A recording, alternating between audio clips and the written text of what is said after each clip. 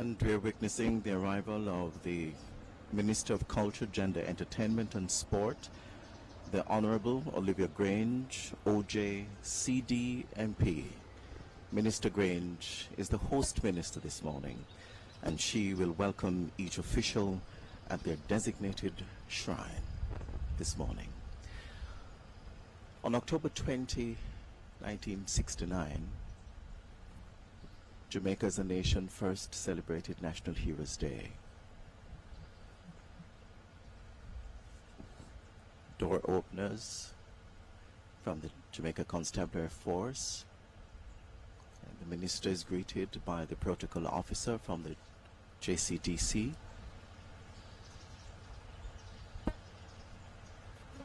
And while they're having conversation, it's such a beautiful morning here at the National Heroes Park.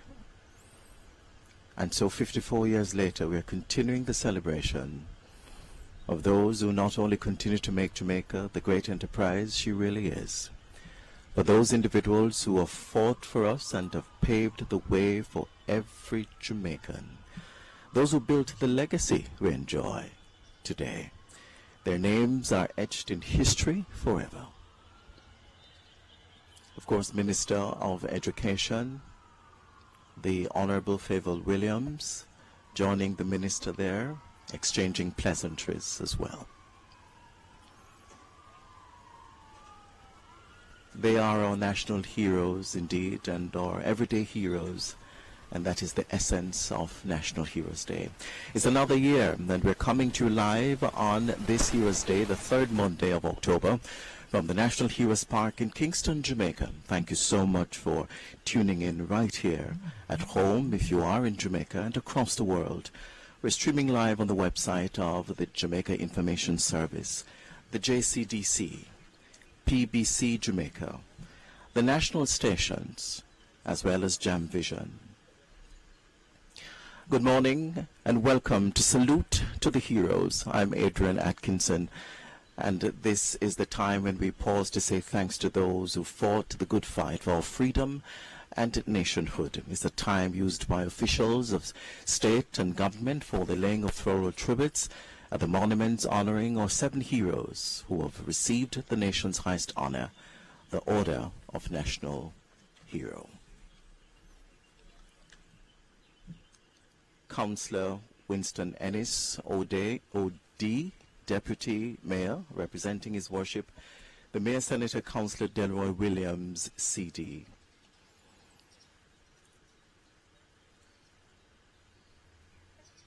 And the councillor will be laying wreath at the designated monument to the Right Excellent Nanny of the Maroons.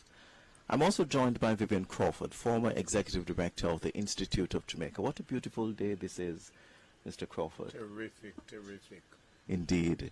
And so the Minister will be greeting the officials this morning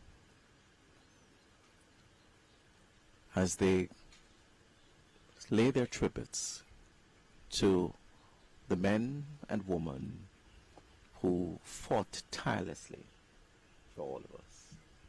Indeed.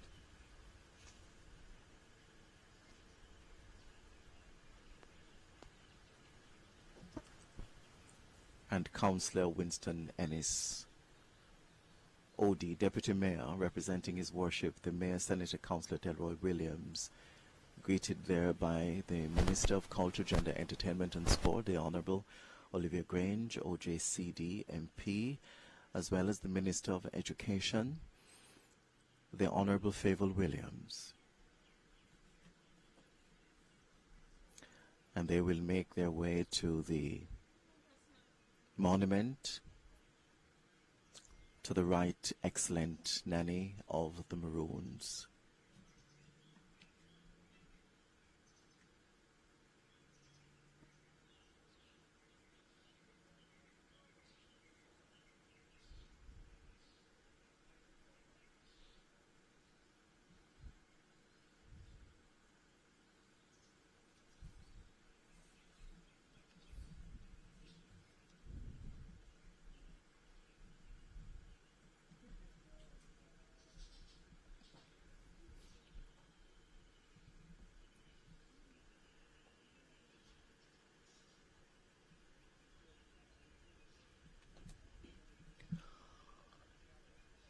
Nanny was a leader of the Maroons at the beginning of our 18th century, right, Sir Vivian? Yes, sir.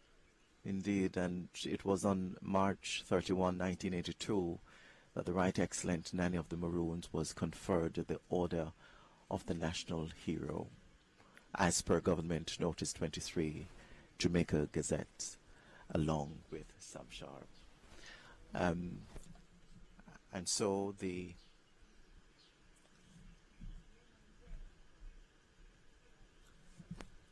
Councillor Ennis will now depart the National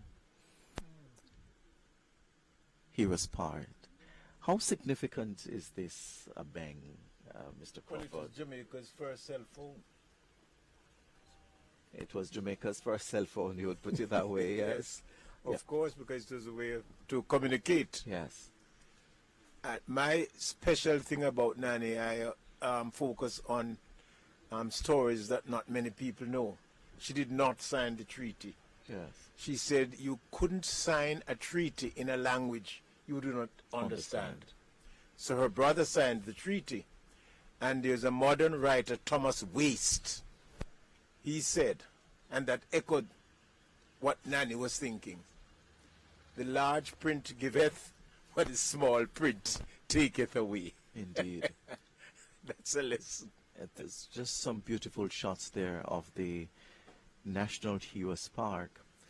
And you will also see members of the Jamaica Combined Cadet Force, the JCCF, which is a youth movement with a difference, as it is described, and it provides training to the nation's youth, giving them a feeling of stability and purpose.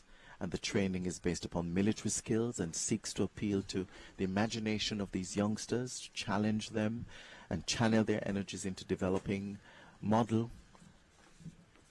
model citizen equipped with disciplined leadership and life skills. And so much of that is on display this morning here at the National Heroes Park.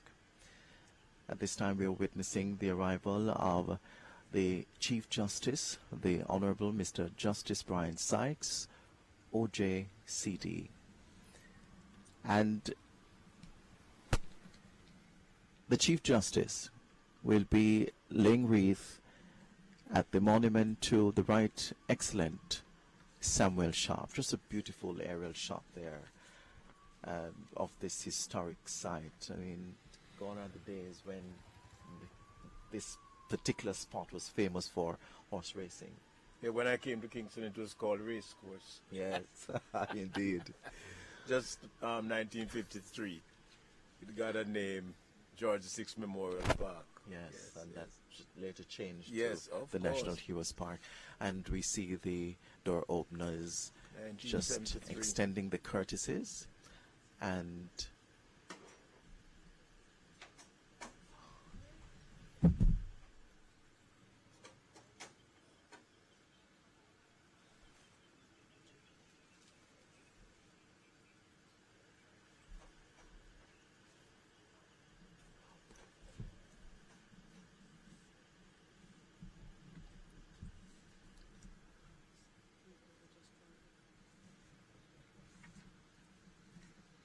so we are seeing the Minister of Culture, Gender, Entertainment and Sport, the Honorable Olivia Grange, and of course the Minister of Education, the Honorable Fable Williams.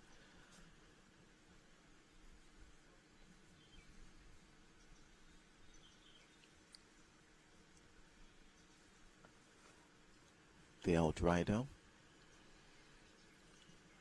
and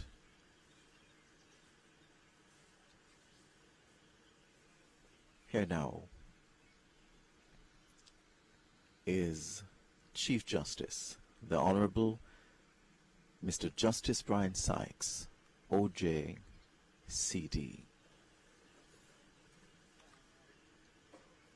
Greeted by the Minister of Culture, Gender, Entertainment and Sport, and the Minister of Education, exchanging pleasantries, and they will make their way to the monument to the Right Excellent Samuel Sharp.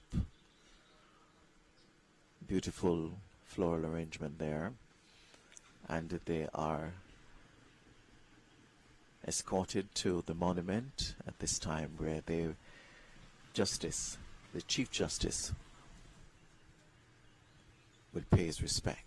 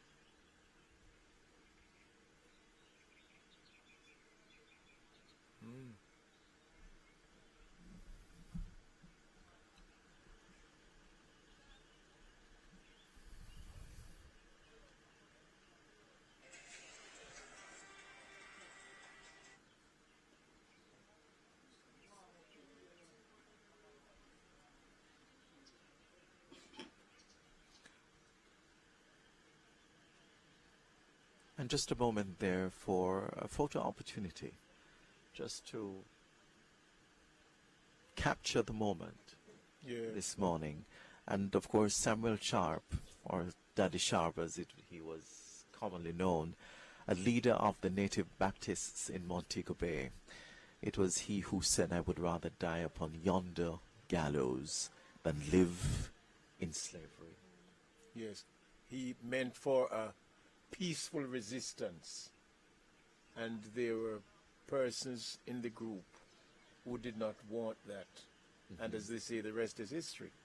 But it's so fortuitous that we are having this commemoration this year, because it was only in 1838 that our ancestors were given surnames. We did not have surnames because we were regarded as half human and half animal. Very like a pet. Bit of information there. So this is a significant year. Yes, 1838, we were given surnames. And the Honorable Mr. Justice Brian Sykes, OJCD, will now depart the National Heroes Park and make his way to the lawns of King's House. Now, Samuel Sharp was hanged on May 23, 1832, but in 1834 the Abolition Bill was passed by the British Parliament, and in 1838 slavery was abolished. Yes, and the king who signed the Abolition Act, he stayed at what is now 10 East Street, the Institute of Jamaica. It was an inn, and he had come with Lord Nelson when he was a sailor. Things just happen in a mysterious way. Mysterious ways, and it is now part of our history. Yes. Now, on March 31, 1982, the Right Excellent Sam Sharp, like Nanny of the Maroons, was conferred the Order of the National Hero. Again, as per Government Notice 23, Jamaica Gazette.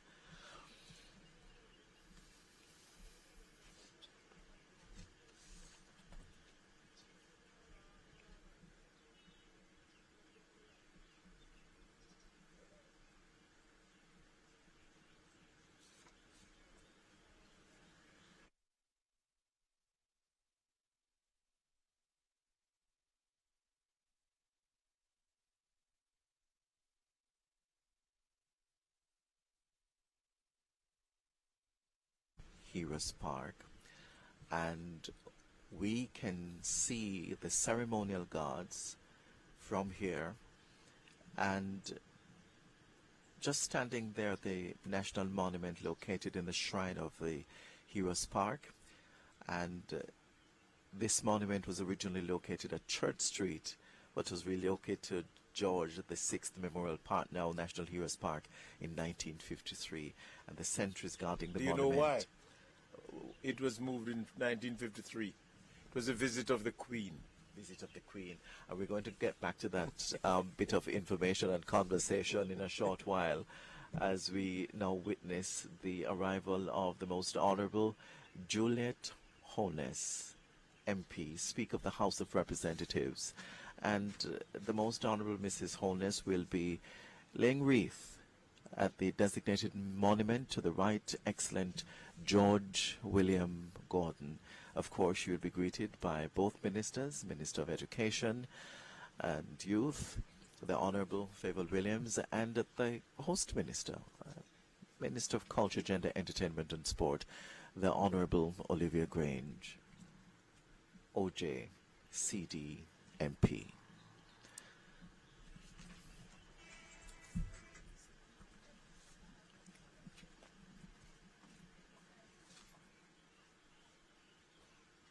And we will now, the door openers are extending the courtesy, and the Most Honorable Juliet Holness, MP, looking absolutely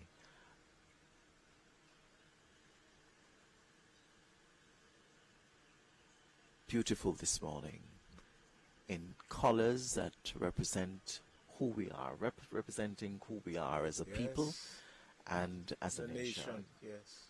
Indeed. And they're making their way now to the monument to the Right Excellent George William Gordon.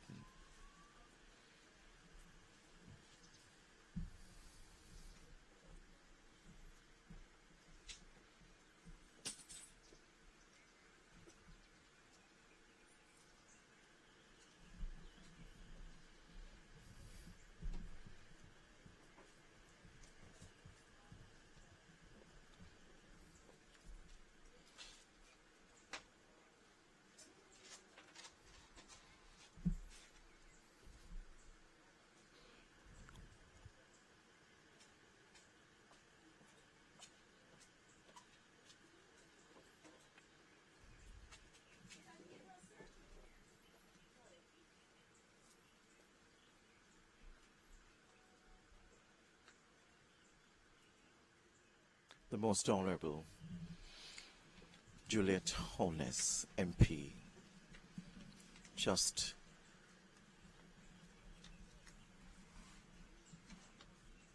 paying tribute to the Right Excellent George William Gordon, and of course are just having conversations. And I'm sure it is about the relevance of today and how everything is unfolding beautifully. And Mrs. Holness will depart the National Heroes Park to make her way to King's House in just a short while. As we continue to highlight our national heroes, we now turn the spotlight really on George William Gordon. It was he who, at the time, urged the people to protest against and resist the oppressive and unjust conditions under which they were forced to live. In a sense. And, you know, Mr. Atkinson, the letter that George William Gordon, Right Excellent George William Gordon, wrote an hour before he was executed is intact at the National Library of Jamaica. It begins, "My beloved Lucy, General Nelson has just been kind enough to inform me that the court-martial on Saturday last has ordered me to be hung." And he was arrested and charged for complicity in what is now called the Morant Bay Rebellion in 1865. Yes. And we encourage persons to go to the National Library and get a copy. See, I have a copy that I brought along. It's a very long letter, an hour before he was executed. And it's very important for us to understand who we are as a people and those who really paved the way for us and for us to enjoy life as it is And where he now. lived, Russell Heights, Yes, you know, Kingston. Perhaps, partially, yes. Russell Heights is now a private residence, but up to 1988, the house was still there intact, preserved, but the hurricane destroyed it. So Russell Heights. Yes. I just want to bring to the attention of those who are listening and viewing that the monument, which is just in full view there, I'll get back to that, but we now have the arrival of the Senator, the Honorable Thomas Tavares Finson, OJ, CD, KC, JP, President of the Senate, and of course the President of the Senate will be this morning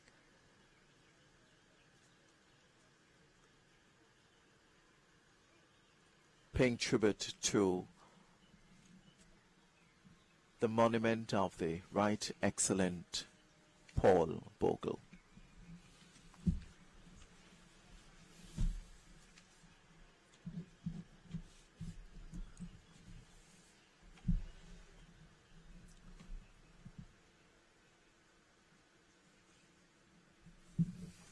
As he exits that vehicle, he's greeted by both ministers, and he embraces the Minister of Culture, Gender, Entertainment and Sport, as well as the Minister of Education.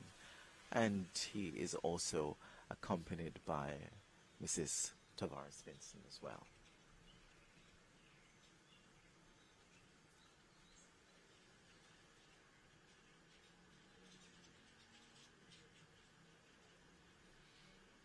And he makes his way to the monument to the Right Excellent Paul Bogle.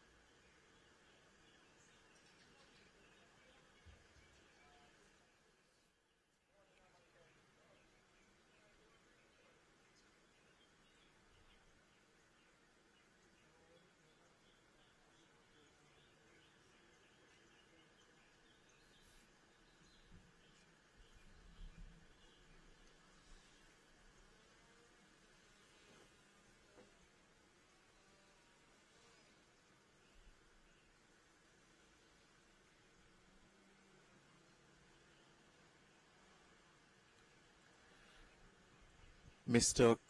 Crawford, it is said that poverty and injustice in society and the lack of public confidence in the central authority urged Bogle to lead a protest march to the Morant Bay Courthouse on October 11, 1865. Indeed. But before that, remember that in a day he walked 80 miles from Stony Gut to Spanish Town to see the governor, but he was denied audience. 80 miles. In search of justice. In search of justice, indeed. And the very step from which he was denied entry, that was where the Act for the Abolition of Slavery was read in 1838. The Institute has since put a plaque there to commemorate that event. So it behoves us to visit Spanish Town and look at those spaces and walk in Bogle's Right Excellent Bogle steps. And it was in recognition of his efforts that Bogle was conferred with the Order of National Hero in 1969. Yes. And so the Senator the Honorable Thomas Tavares Finson and Mrs. Finson are now departing the National Heroes Park.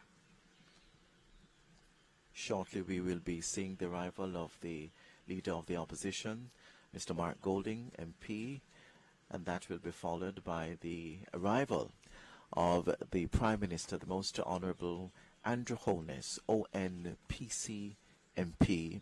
The Governor General will be represented this morning by the Honorable Stedman Fuller, CDJP Costas of Kingston. And we will provide you with the information as the morning progresses. So back to the monument, Mr. Crawford.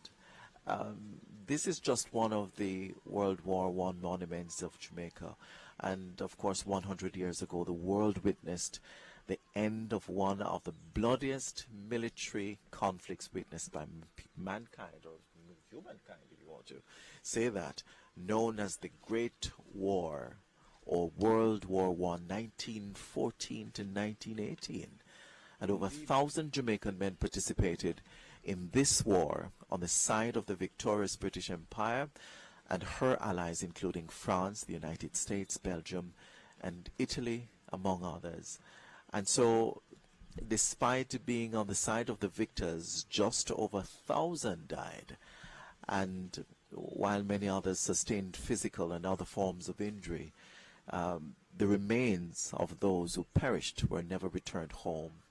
And where they could be found were buried in places far away from Jamaica, such as Europe, North Africa, and the Middle East. Yes. And this aerial shot will perhaps just show that beautiful monument there in honor of those Jamaicans who actually not just represented us, but made the sacrifice for so many people across this world. Yes. One Jamaican I recall who died there is a gentleman by the name of Maurice Wortley. And the Wortley home on Constant Spring Road for girls whose parents are not able to take care of them is to the honor of that gentleman. Indeed. He died in that war. His father was the rector at the cathedral in Spanish Town at the time. Yeah. And the leader of the opposition, Mr. Mark Golding, MP, is now arriving. And he exits the vehicle and he will be greeted by Minister of Culture, Gender, Entertainment and Sport, the Honorable Olivia Grange, OJCD, MP, and the Minister of Education, the Honorable Favour Williams. As always, Minister Grange is very a pleasant lady, and it is always a pleasure to have conversations with her. She actually makes you feel welcome at any time, no matter who you are. And as they move to the monument there to the Right Excellent Norman Washington Manley,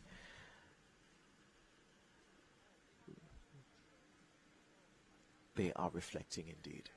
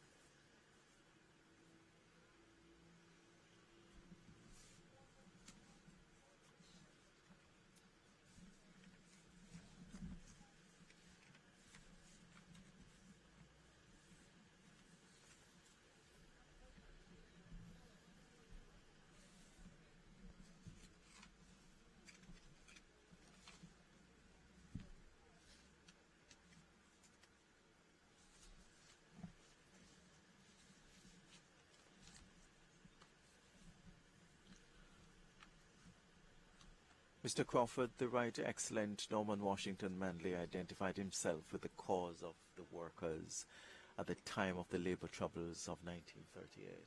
Indeed. But for your generation, in 1957, he introduced mass access to high schools through common entrance. And I like to bring it nearer home to say next time you are traveling to Mandeville, when you reach Porus, there's a little Methodist church in the corner there. That's where he was, as they say those days, christened baptized as a baby. Indeed. So much information about who we are as a people and the things, the activities which took place back then. And of course, the leader of the opposition, Mr. Mark Golding, MP, is now departing the National Heroes Park, and he's also making his way to the lawns of King's House this morning.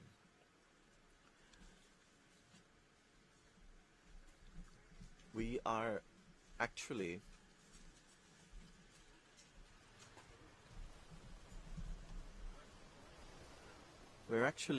just to remind all those who are just joining us for the first time, and this is Salute to the Heroes, and we're live at the National Heroes Park. It is Monday, October 16, and today is Heroes Day. And what a great way to pay homage to those who really have paved the way. And we are seeing the Outriders and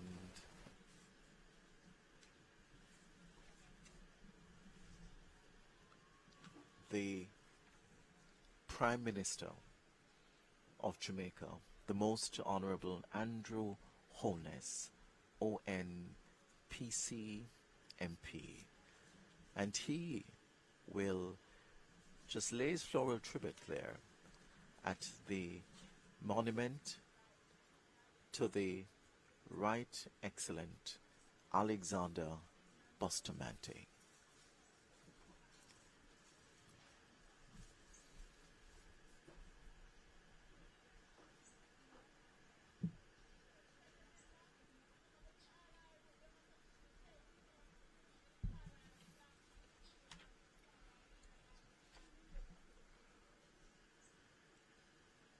And the Prime Minister now exits his vehicle and is greeted by Minister Grange and Minister Williams.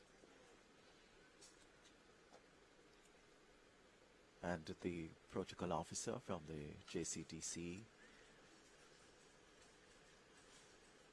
is now indicating that it's time for them to lay their floral tribute.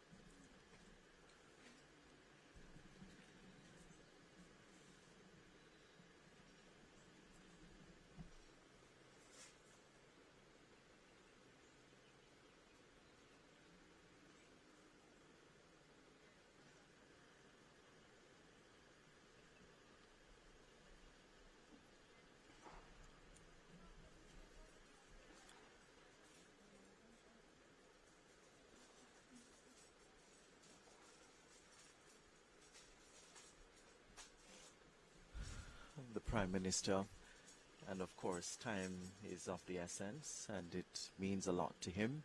Very busy schedule as he now departs for the ceremony which will be held at the King's House, the National Honours and Awards, and he now leaves the National Heroes Park. I wanted to say about Sir Alexander Bustamante, right, excellent. And we all benefited from that. That his government in 1948 donated 640 acres of land for the establishment of the University of the West Indies. I don't know if many persons are aware of this. And also the labor movement. There was a time when you worked and you didn't get the payment you bargained for. Yes. Take it or leave it. And he cut out that elsewhere they say crap. Yes. And helped us. And just adding to that, Bustamante was quick to realize that the social and economic ills that the Crown Colony system engendered had to be countered by mobilization of the working class. Fabulous. People must be involved. People must be involved indeed.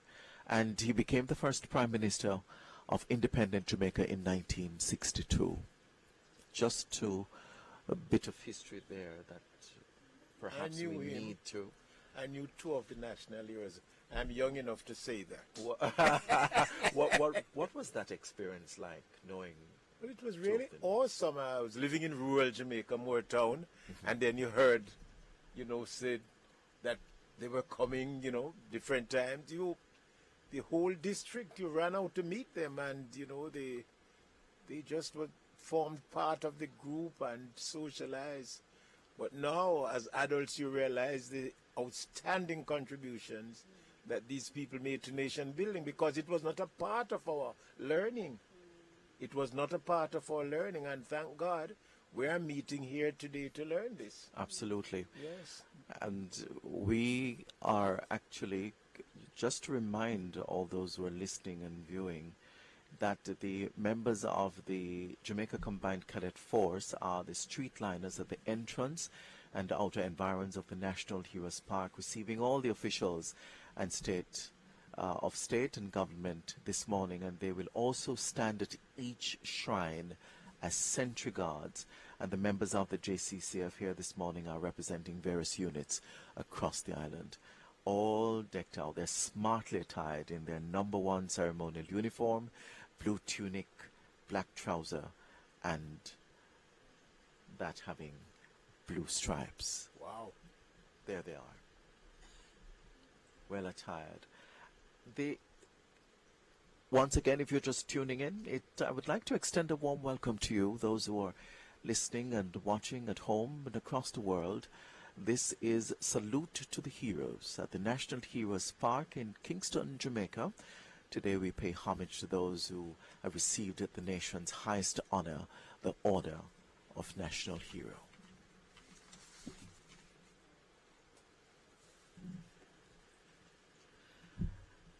And the final floral tribute this morning will be done by the Honorable Stedman Fuller, CD J.P. Costas of Kingston, and the Honorable Costas is representing the Governor General of Jamaica, His Excellency, the Most Honorable Sir Patrick Allen, ON, GCMG, CD, KSTJ.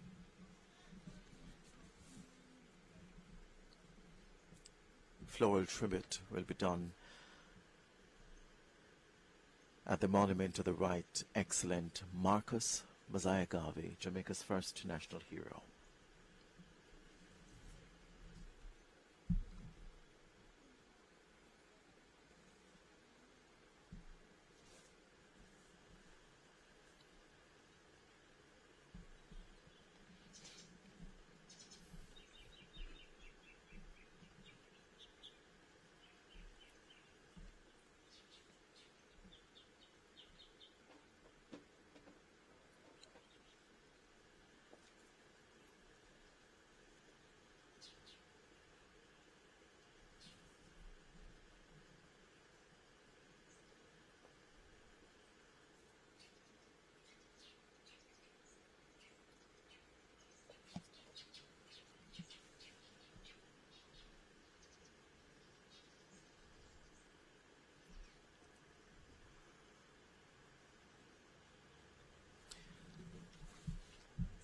And the Honourable Stedman Fuller, CDJP, Custos of Kingston, representing the Governor General of Jamaica, the Most Honourable Sir Patrick Allen, ON, GCMG, CDKSTJ, will now depart the National Heroes Park.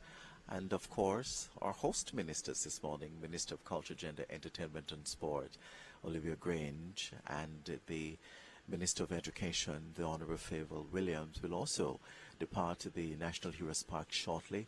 They're now standing right there next to our first national hero to just for a photo opportunity. And when you hear Marcus Garvey, Mr. Crawford, what readily comes to mind? That I was there in 1964. 1964. For that ceremony. Yes. And also the reason why we're here today, that famous quotation, a people without the knowledge of their past, history, and culture is like tree without roots. It's like tree without roots indeed. Yes, yes. And how important that one quote really is as we identify as Jamaicans and as a people etched in history all over the world. Don't wind me up. Because it's telling us, Yes. and you hit the nail on the head, that we should not embrace other people's culture. Absolutely. We have a story to tell. So don't go under the carpet. Indeed. Tell our story, as And- you do it so well. And we should tell it well as well. In 1914, he started the Universal Negro Improvement Association, UNIA, in Jamaica. And the UNIA, which grew into an international organization, encouraged self-government for black people all over the world, self-help economic projects, and protest against racial discrimination. And he was conferred with the Order of National Hero in 1969. What a great morning this has been. Beautiful grounds of the National Heroes Park. Well kept. Well kept for a king. And it was fit for a king. Again, we're seeing the monument here. And do you know what the epitaph is? What does it read? Well, you were sharing that earlier, so you want to share it now to the world, with the world? We will share it with the world indeed. As a matter of fact, Mr. Crawford, before I do that, this particular space is so rich in history. And this is such a beautiful aerial shot of a section of the National Heroes Park. And we just move away from the monument there. And in memory of the men who fell in the Great War, their name liveth forevermore. Yes. Those are the words. And Mr. Crawford, thank you so much for being here with us this Mr. morning. Atkinson. And officials of state and government took the time this morning to salute the greatest names of this nation, our extraordinary men and women, our heroes and heroines. It was a pleasure to have come to you live from the National Heroes Park in Kingston, Jamaica, for Salute to the Heroes. Thanks to the Creative Production Training Center CPTC technical team here on location at the National Heroes Park. The National Salute to Our Heroes was produced by the Jamaica Cultural Development Commission, JCDC, an agency of the Ministry of Culture, Gender, Entertainment and Sport. We now join Stacey and Smith live on the lawns of King's House for the broadcast of the Ceremony of Investiture and Presentation of National Honours and Awards 2023. With over 200 men and women will be recognized this morning for their outstanding contribution to making Jamaica a better place. The ceremony will be presided over by the Governor-General, His Excellency, the Most Honorable Sir Patrick Allen, ON, GCMG, CD, KSTJ. Happy Heroes Day, Jamaica.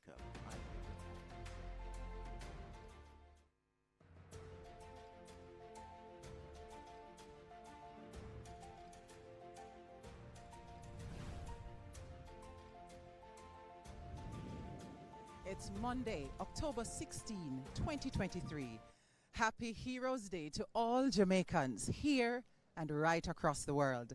I'm Stacey Ann Smith, your companion this morning here on the lawns of King's House for the 2023 National Honours and Awards, the ceremony of investiture and presentation, coming to you live here in Kingston, Jamaica. For the next 3 hours, it is my absolute pleasure to share with you the sights and sounds from this annual event that is set up to celebrate our Jamaican heroes. We will see and hear the stories of just over 200 recipients from various fields, professionals in several disciplines, uniformed groups, and an elite group of Jamaicans who will be recognized for gallantry. This year's list of honorees includes veteran politician and former government minister Audley Shaw, CD, international reggae singer Marcia Griffith, CD, the Venerable Archbishop Howard Gregory, head of the Anglican Church in Jamaica and the Cayman Islands, reggae artiste Omar Taurus Riley, accomplished journalist Earl Moxham, and a posthumous award for firefighter Lorenzo Dowse for gallantry. Overall, we'll have 5 individuals who will be conferred with the Order of Jamaica. 27 will receive the Order of Distinction in the rank of Commander. 36 individuals will receive the Order of Distinction in the rank of Officer. And in addition to the posthumous award given to firefighter Dowse, 2 civilians will receive the Badge of Honor for gallantry. 28 Jamaicans will receive the Badge of Honor for meritorious service. And 29 persons are down to get a Badge of Honor for long and faithful service. Thank you so much for joining us for this live outside broadcast, brought to you from King's House by the Jamaica Information Service and its partners, the CPTC, PBCJ, and the Jamaica Cultural Development Commission. We are coming to you live, of course, in collaboration with several free-to-air stations here in Jamaica. And for our Jamaicans overseas in the diaspora, we are streaming live on the JIS website. That's jis.gov.jm, and also on the agency's social media platform. Whether it's on TV or online, we are so happy that you took the time to join us here for this celebration of excellence. We are anticipating the arrival of the Prime Minister, the Most Honorable Andrew Holness, as he makes his way from the National Heroes Park, where he has been paying tribute to our nation's heroes, and Governor General, His Excellency Sir Patrick Allen. We are standing by also for the arrival of the Governor General, and you will see what is going to be lots of pomp and circumstance this morning as we create a wonderful platform to celebrate excellence.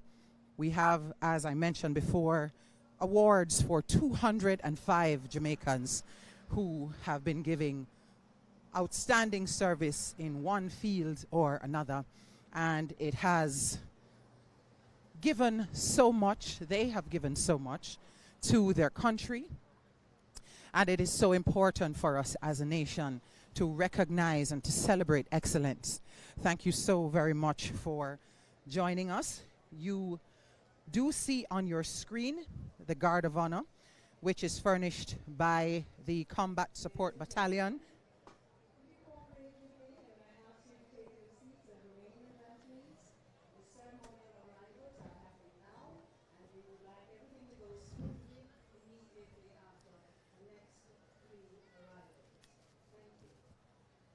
And that, of course, was the voice of the orator for this morning's proceedings, Ms. Faye Ellington, veteran broadcaster. And for the next few hours, you will be hearing her voice as well as mine. And we will be presenting to you this production. So, of course, as you are home and abroad, you can still feel a part of this amazing national celebration of excellence and service to Jamaica. You are, in fact, looking at the Guard of Honor furnished by the Combat Support Battalion of the Jamaica Regiment under the control, under the command this morning of Acting Commanding Officer Major Stephen Brown. The Guard of Honor is accompanied by the Jamaica Defence Force massed bands and the Jamaica Regiment Corps of Drums, conducting Officer Warrant Officer Class 1 David Rattray, and the Director of Music is Lieutenant Rafael Salazar.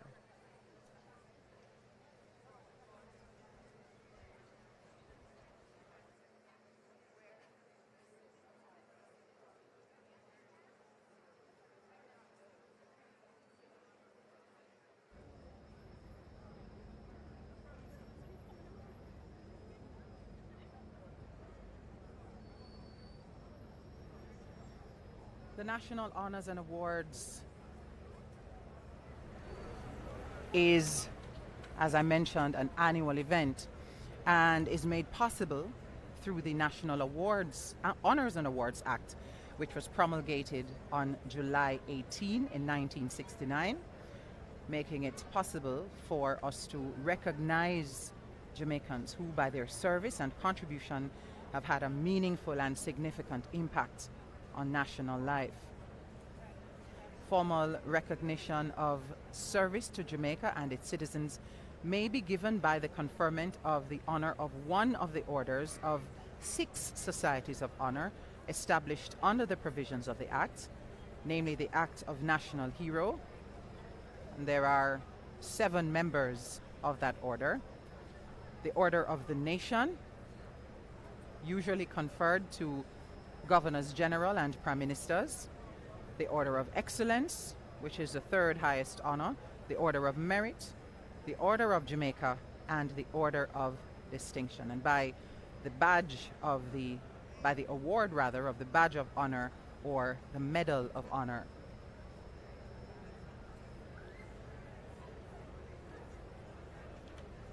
We expect the Prime Minister to arrive momentarily. If you were watching and listening for the last hour or so, you would have seen our nation's leaders at National Heroes Circle, at Heroes Park, paying tribute to our national heroes. And they are now... The Leader of the Opposition, Mr. Mark Golding, Member of Parliament, has arrived. And Mr. Golding is being guided and directed by the head of state protocol, and she's Ambassador Sandra Griffiths. And there you see the Leader of the Opposition greeting specially invited guests, ministers of government,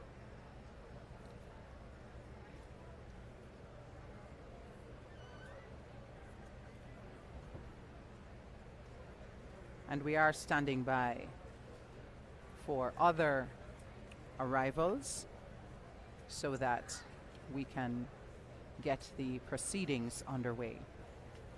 Once the Governor General arrives, he will inspect the Guard of Honor, and then it will be time to begin.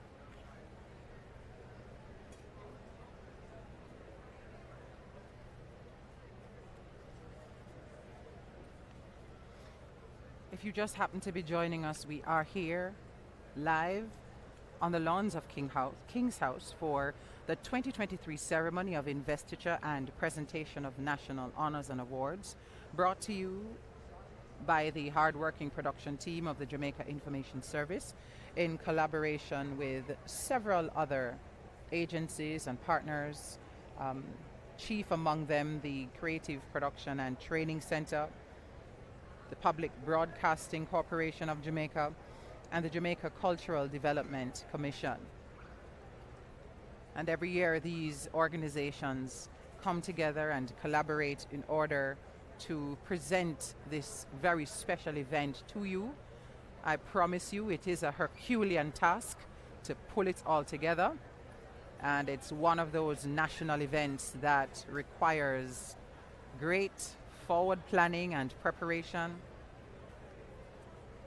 and we are so proud to be able to present this broadcast to you. We do have almost a packed audience this morning with scores of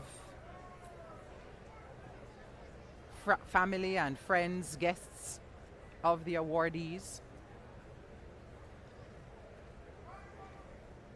And I do see now that the Prime Minister, The Prime there Minister, you're the Most looking at- Honourable Andrew Holness, now enters the ceremonial grounds. The Prime Minister will be escorted by the Chief of Defence Staff to the saluting dais, where he'll be accorded a general salute.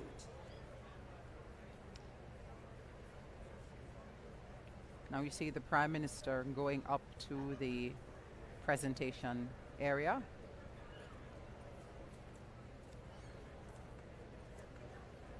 Accompanied by Rear Admiral Antoinette Weems Gorman, the Chief of Defence Staff. And that general salute that Faye Ellington referenced is underway now.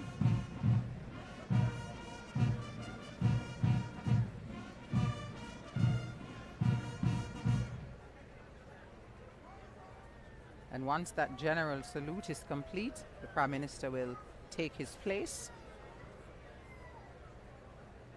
and await the arrival of the Governor General.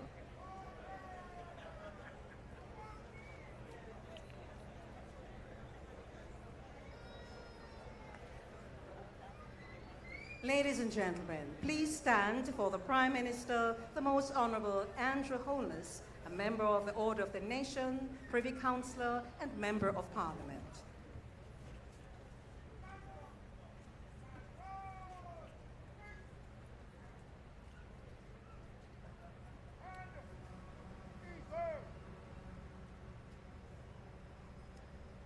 The Prime Minister is greeting the guests and acknowledging members of his cabinet. Please be seated.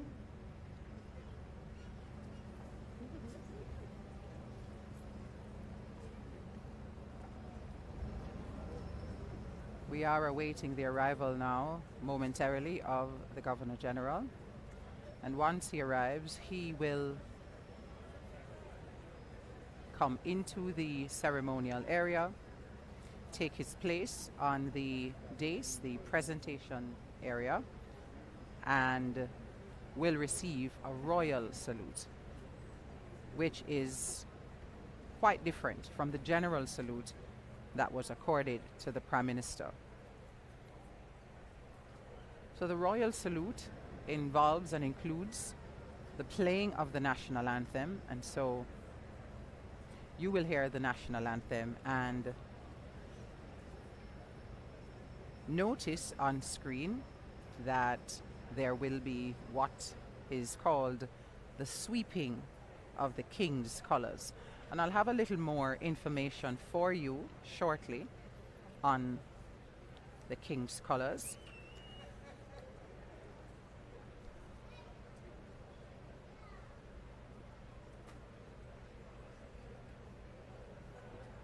Always so wonderful to see our military, the Jamaica Defence Force, that Guard of Honour, really immaculately attired, dressed so brilliantly in that resplendent red, their formal uniforms, in that Guard of Honour.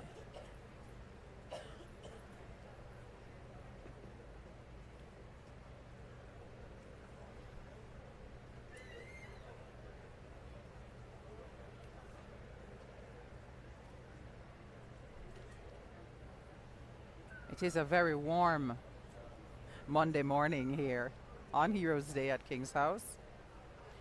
Lawns are immaculately done.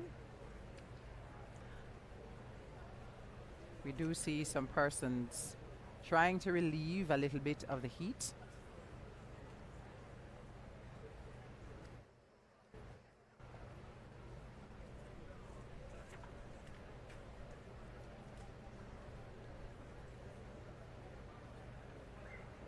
Here at King's House. Ladies and gentlemen, Their Excellencies will arrive shortly.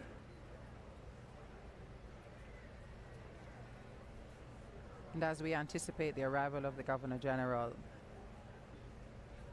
just a little bit of history for you. The size of this property, King's House Lands, is approximately 100 acres. And King's House itself has 3 floors.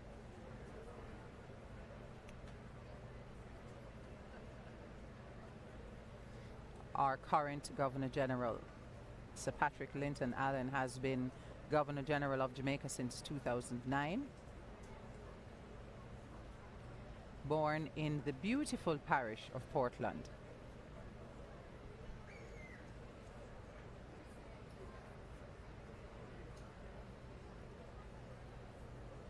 And there we're looking at several of the guests who are here. I think the gentleman on the left of your screen is Dr. Barry Davidson. And we see the Governor General now making his way to the ceremonial grounds.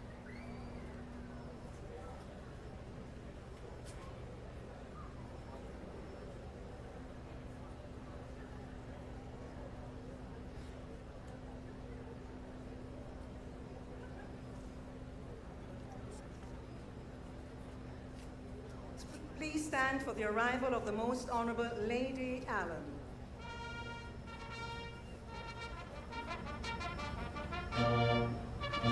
Fanfare for the arrival of Lady Allen.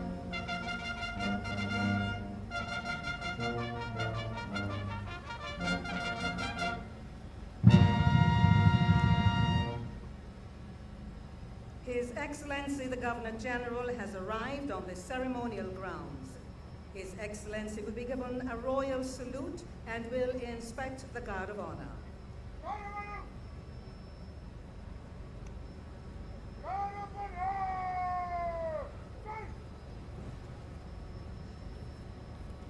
The Governor General is escorted to the dais by the Chief of Defence Staff, attended by Major S.A. Brown, Acting Commanding Officer, Combat Support Battalion, the Jamaica Regiment, and Captain Mario Sahadio, Aide-de-Camp to the Governor General.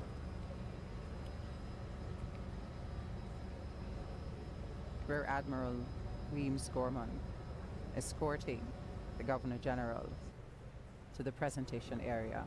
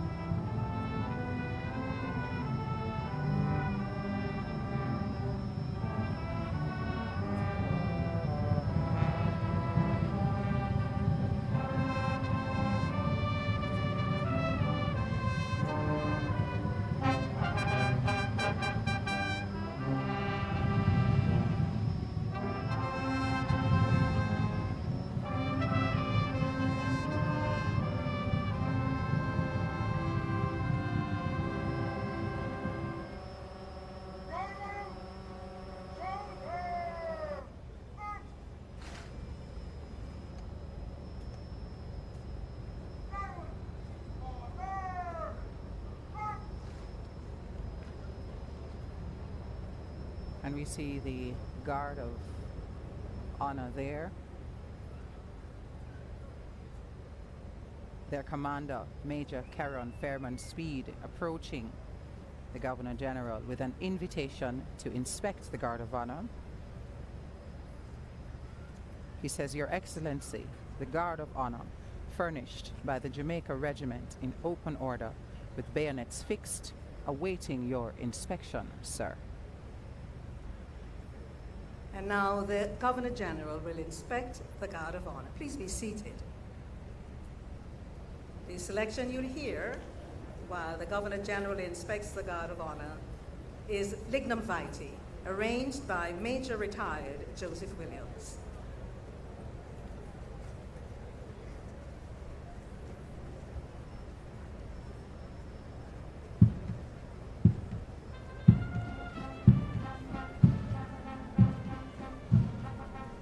And I'm hoping you can hear the strains of that beautiful piece of music arranged by Major Williams. Lignum Vitae is one of those traditional pieces performed by the JDF massed bands for ceremonial events such as this one. The JDF massed bands is conducted by Lieutenant Rafael Salazar, the Director of Music of the Jamaica Defense Force, alongside Warrant Officer 1 Johnson, Bandmaster of the Jamaica Military Band, and Drum Major Warrant Officer 2 Dawkins, who are leading this morning.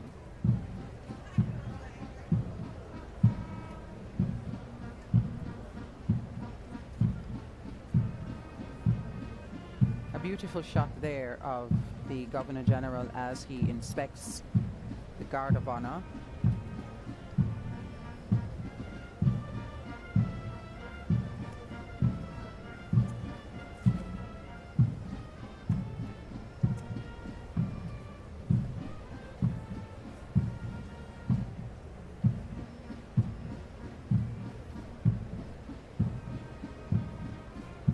Once that inspection is complete, the Guard of Honor will give the Governor General another royal salute, following which the Governor General will move into position for the start of these proceedings, the official start of these proceedings.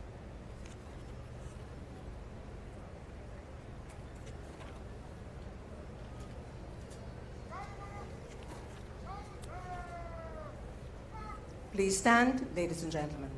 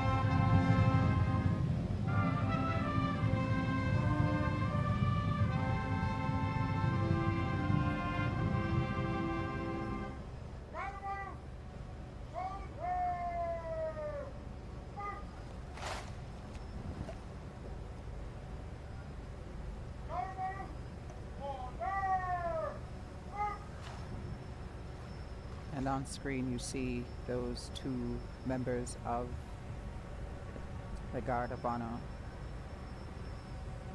with what are referred to as the colors. The one on the left of your screen just now being the King's colors, which looks a little like the Jamaican flag because it incorporates the Jamaican flag.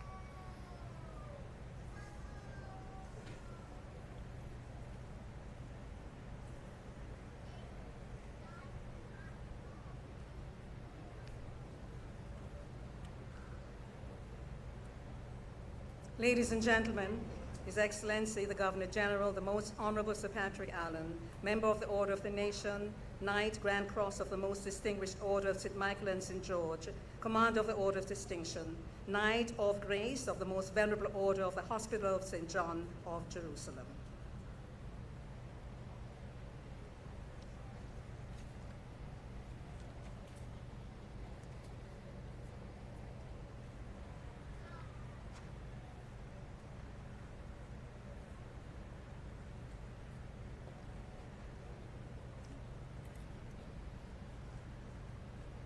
Please be seated.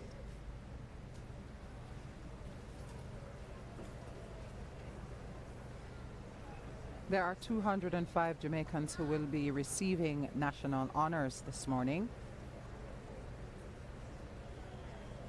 A total of 124 civil honors and 78 medals of honor.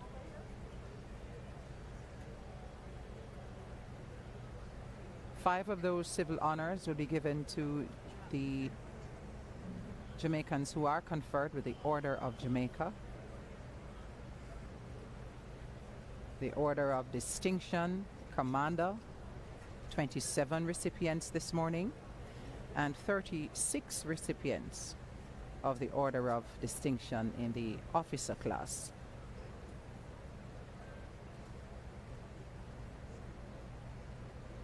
We will have 2 civilians who will receive the Badge of Honor for Gallantry. 28 recipients of the Badge of Honor for Meritorious Service, and 29 civilians who will receive the Badge of Honor for Long Service.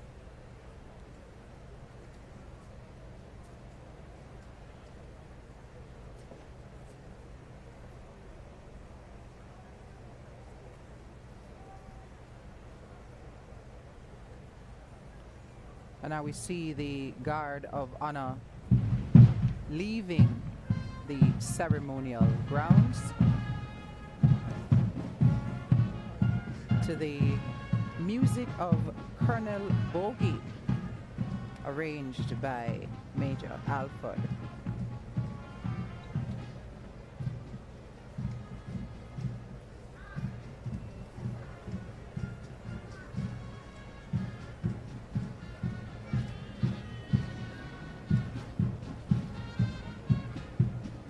JDF Massed Band under the command of Warrant Officer 1 Johnson, Bandmaster of the Jamaica Military Band.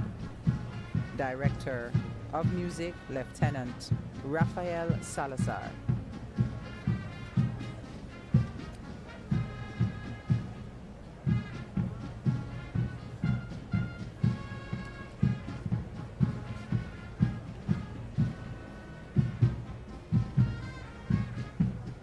Among the awardees this morning, 78 uniformed groups, 78 members rather of uniformed groups, the Jamaica Constabulary Force, the Department of Correctional Services, and the Jamaica Fire Brigade.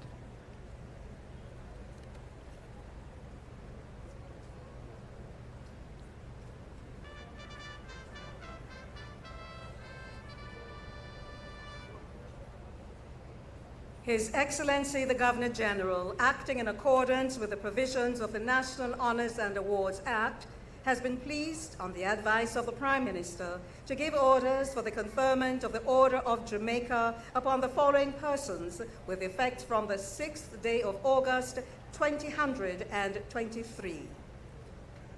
For appointment as a member of the Order of Jamaica, the Most Reverend Howard Kingsley Ainsworth Gregory, for service in the field of religion. Reverend Howard Gregory was consecrated as the 14th Bishop of Jamaica and the Cayman Islands in May 2012. He is the first Jamaican to serve as Archbishop of the West Indies. He has given outstanding service to the Anglican Church in Jamaica since his ordination as a deacon in 1973 and a priest in 1974. Over the years, he served as chaplain at the University of the West Indies, Mona, president of the United Theological College of the West Indies, and a member of the faculty for more than 22 years. He was also suffragan Bishop of Montego Bay in 2002, where he served for 10 years.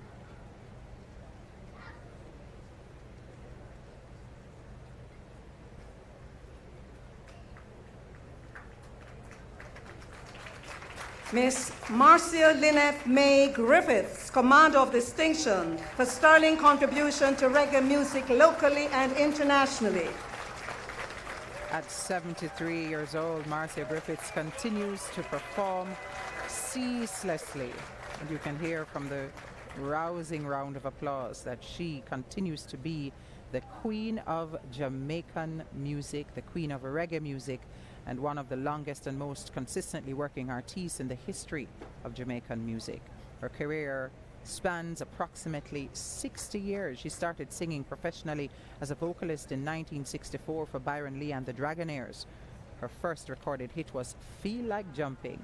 And we also know Ms. Griffiths as a member of the I3's backup singers for reggae superstar Bob Marley and the Wailers. Mr. Charles Henry Alfred Johnston, Commander of Distinction for outstanding contribution to Jamaica's shipping and logistics industry. Charles Johnson has dedicated over 55 years of service to Jamaica's shipping industry, a sector that is critical to the country's continued growth and development. He was integral to the expansion of the Port Authority of Jamaica, the transformation of Jamaica Customs, and the Maritime Authority of Jamaica during its emergence as a national maritime regulator.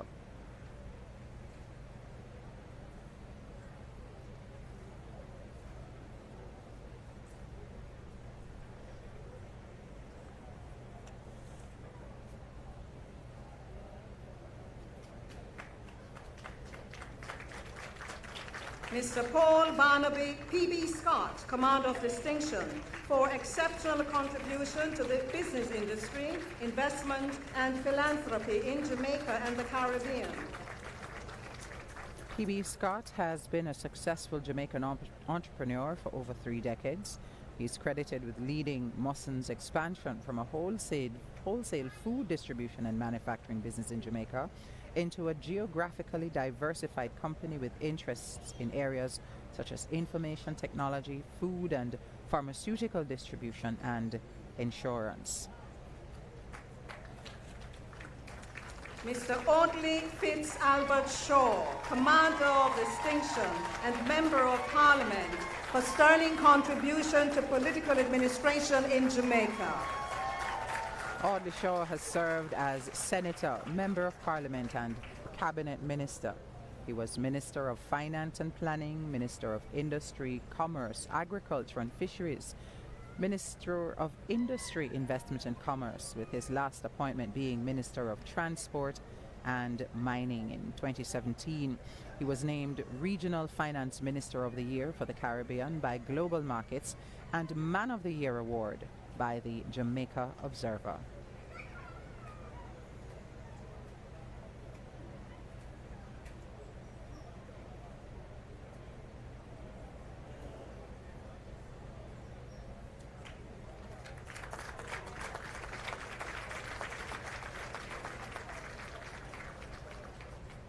We salute our new members of the Order of Jamaica. And now to this year's recipients in the category of Order of Distinction. The Order of Distinction in the rank of Commander. His Excellency the Governor General, acting in accordance with the provisions of the National Honors and Awards Act, has been pleased, on the advice of the Prime Minister, to give orders for the conferment of the Order of Distinction upon the following persons with effect from the 6th day of August 2023. For appointment as members of the Order of Distinction in the rank of Commander. Mr. Norman Oliver de Cordova Brown, for contribution to public service. And you're seeing Mr. Brown there, who has already received his honor, who gave more than Mr. 20 Clyde years of DJ service. Cool Herc Campbell, for contribution to the international recognition of the reggae DJ music genre and for pioneering the hip-hop music genre. Mr. Hugh Michael will collect. Clive Campbell is widely recognized as the founder and godfather of hip-hop music. Mr. Sing Salon Chin for contribution to the business and economic development of Jamaica. Sing Sun Ching is currently the managing director of Progressive Grocers Jamaica, the largest retail supermarket chain in the island with 22 stores. He joined 3 of his friends to form the company in 1999. He has provided employment to hundreds of Jamaicans through his various businesses, including Super Value Supermarket, Manapak Pharmacy, and Super Value Home Center. Mrs. Shernette Marie Crichton for contribution to the tourism and hospitality sector. Shernette Crichton has a long and impactful tenure in the hospitality and tourism industry. She has served more than 30 years at one of Jamaica's highest rated resorts, the Half Moon Hotel in Montego Bay.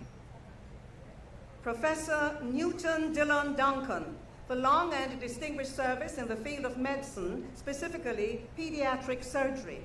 Professor Duncan has made an indelible contribution to medical research as an administrator in the Faculty of Medical Science at the University of the West Indies. The Honourable Mrs. Justice Marcia Villetta Dunbar Green for outstanding service to the Judiciary of Jamaica. The Honourable Mrs. Justice Green currently serves as a Judge of Appeal in the Court of Appeal. She was appointed in 2021. She was called to the bar in 1995 and has since served with distinction, first in the Attorney General's chambers for 5 years before being appointed in St. Catherine. Mr. Johan Yanni Gordon Epstein for contribution to the business processing outsourcing sector in Jamaica. Mr. Epstein is the founding chairman and chief executive officer of the Caribbean's largest homegrown customer experience provider, ITEL. Mr. Patrick Windsor Foster, King's Counsel, for contribution to public service and law. Patrick Foster was called to the bar in 1982. His legal career started at the Ministry of Construction and Housing, where he worked as a legal officer. Mr. Garth Justin Gale, Justice of the Peace, for contribution to the field of sports locally and internationally. Mr. Gale has contributed significantly to the growth and development of sports in Jamaica, especially in the field of athletics. He's the current president of the J3As.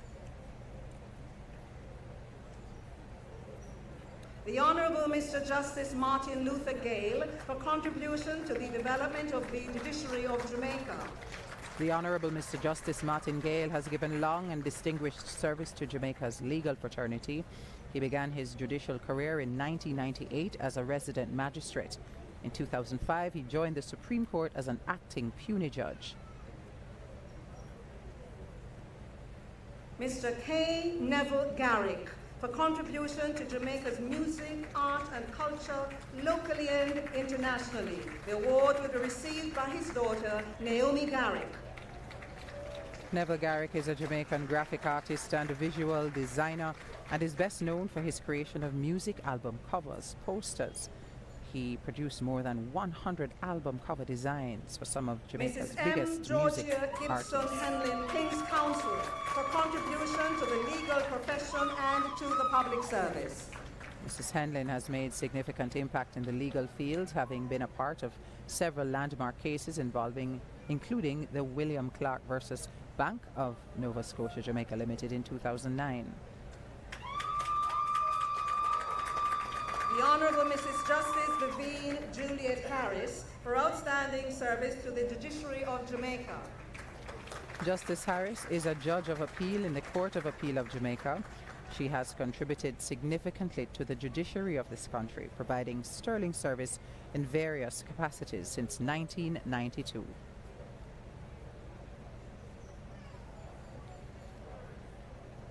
Mr. Christopher Charles Jarrett for contribution to the tourism and hospitality sector.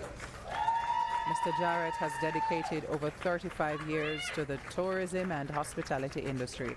He's currently the Chief Executive Officer and Managing Director at the Altamont Hotels Group and a certified chef, hospitality trainer and lifeguard. Mr. Ian Cuthbert Kelly for entrepreneurship and for social and community service fostering national development. Mr. Kelly has made significant contribution to the banking and financial sectors in Jamaica. Under his leadership, Derrimon Trading has successfully restructured and reorganized its operations. Mr. Victor Alberga Lowe for service in the fields of telecommunications, philanthropy and entrepreneurship. Mr. Lowe is the executive chairman of Global Capital Limited and has a keen interest in telecommunications. He owned the first international telecoms license that broke the monopoly of cable and wireless in Jamaica. Mr. Andrew John Mafood for contribution to the manufacturing and distribution sector. Andrew Mafood is a pioneer in food distribution in Jamaica. He's the Chief Executive Officer of Wisinco Group Limited and Chairman of Food for the Poor Jamaica.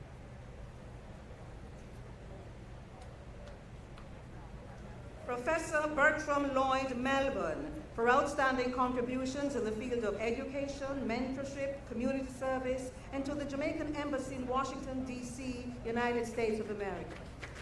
Professor Melbourne is a professor of biblical language and literature and the interim associate dean for academic affairs at Howard University School of Divinity in Washington. Mr. Mark George Rothney Myers for contribution in business development, philanthropy, and community development. Mr. Myers is currently the managing director of Restaurants of Jamaica Limited, the operators of KFC and Pizza Hut restaurants in Jamaica. Dr. Asburn Rupert Pinnock, Justice of the Peace, for contribution to the field of academia. Dr. Pinnock has been serving the education sector with distinction for more than 35 years. He's president of the Mico University College in Kingston, a position he has held since 2015.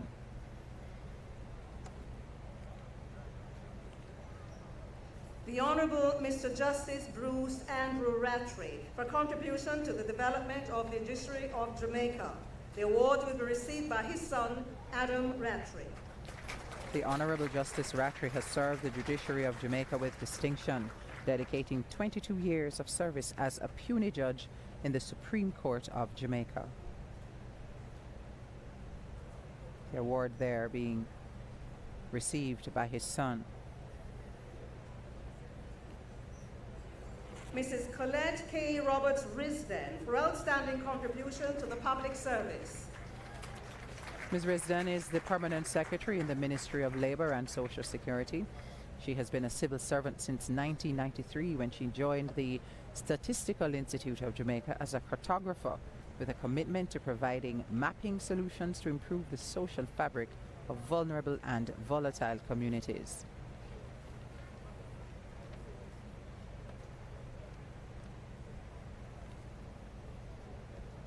Bishop Dr. James Alfonso Robinson for contribution to the Jamaican diaspora in Toronto in the areas of religion, civic advocacy, and counseling.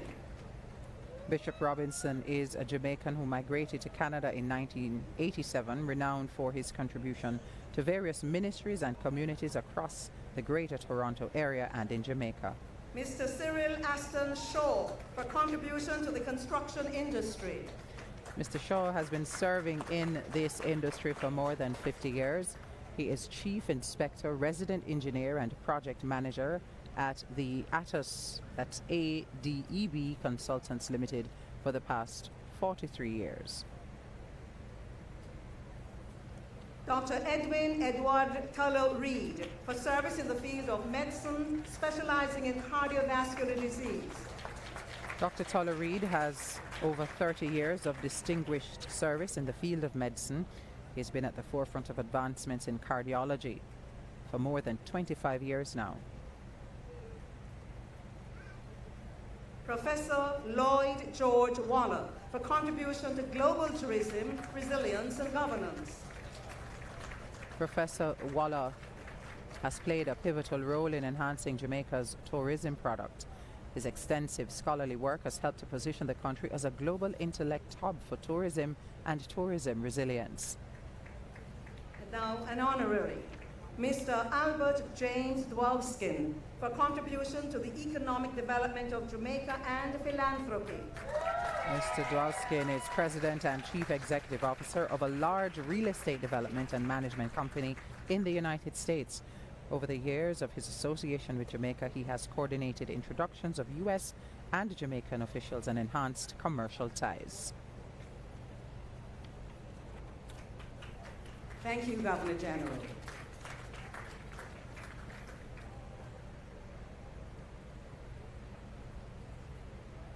It is my pleasure to introduce our first performing artist, Sharita. Sharita is an outstanding vocalist and songwriter who's worked to international acclaim with an impressive catalog of headliners: Damien, Junior Gong Marley, Gentleman, Taurus, Riley, and Agent Sasko, to name a few. Sharita made her transition into the spotlight as a solo artist in 2019 with a release of her EP, Conversations in Key. She's known for her distinctive style, and she is described as exotique soul. Ladies and gentlemen, please welcome Sharita performing Pass It On by Bob Marley and the Wailers. Good morning, everyone.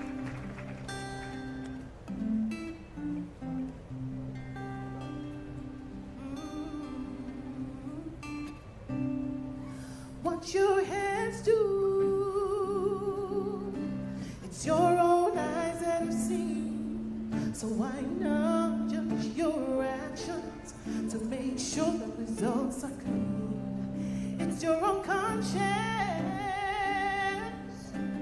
that is gonna remind you that it's your heart and no one else's that is gonna judge. Be not selfish in your doings. Pass it on, children, pass it on. Help your brothers in their needs. Pass it on.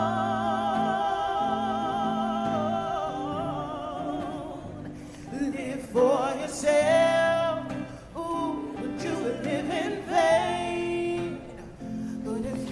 For others, you live again. In the kingdom of Jah, we shall reign. Pass it on, children, pass it on. Give it, pass it on. Won't you pass it on? What's in the darkness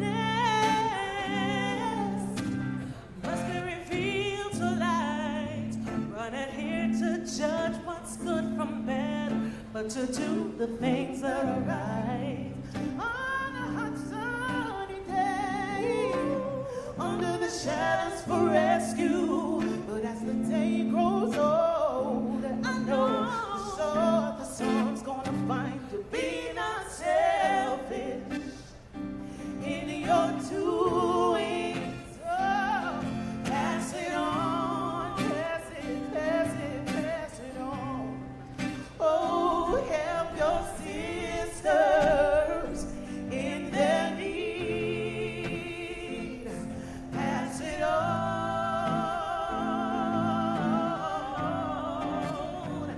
Live for yourself.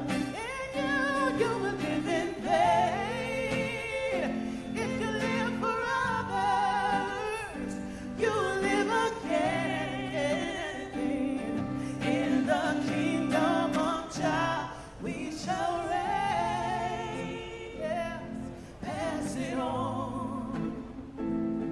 Oh, won't you pass it on? Give it and pass it on. Keep on giving, pass it on. Give some love and pass it on. Oh, love your brother and pass it on. Oh, love your sister and pass it on. Keep giving, just pass it on.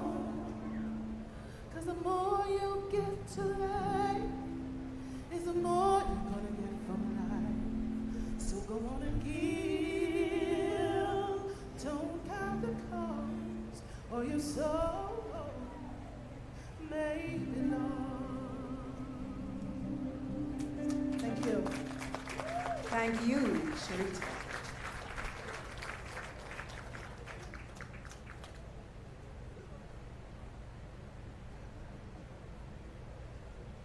A really beautiful performance there by Sharita, singer, songwriter, and producer.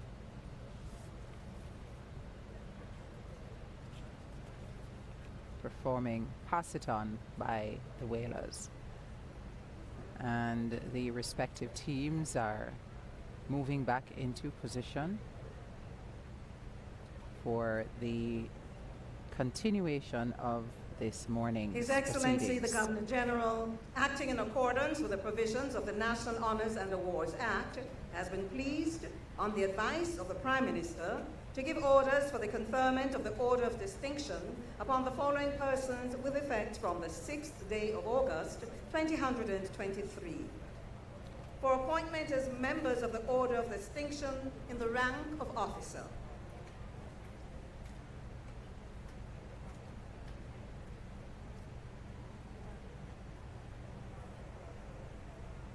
Professor Marilyn Jane Anderson for service in the field of academia.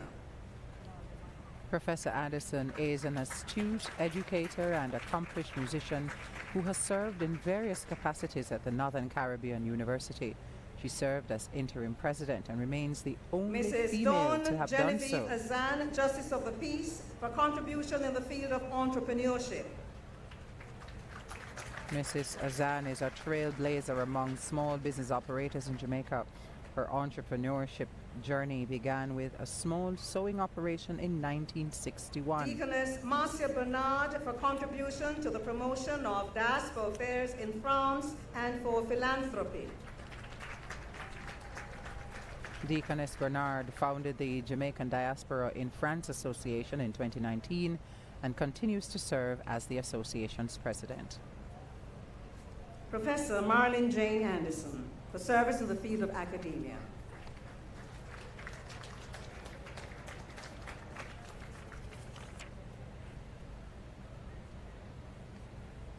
So now we are actually seeing Professor Anderson on screen.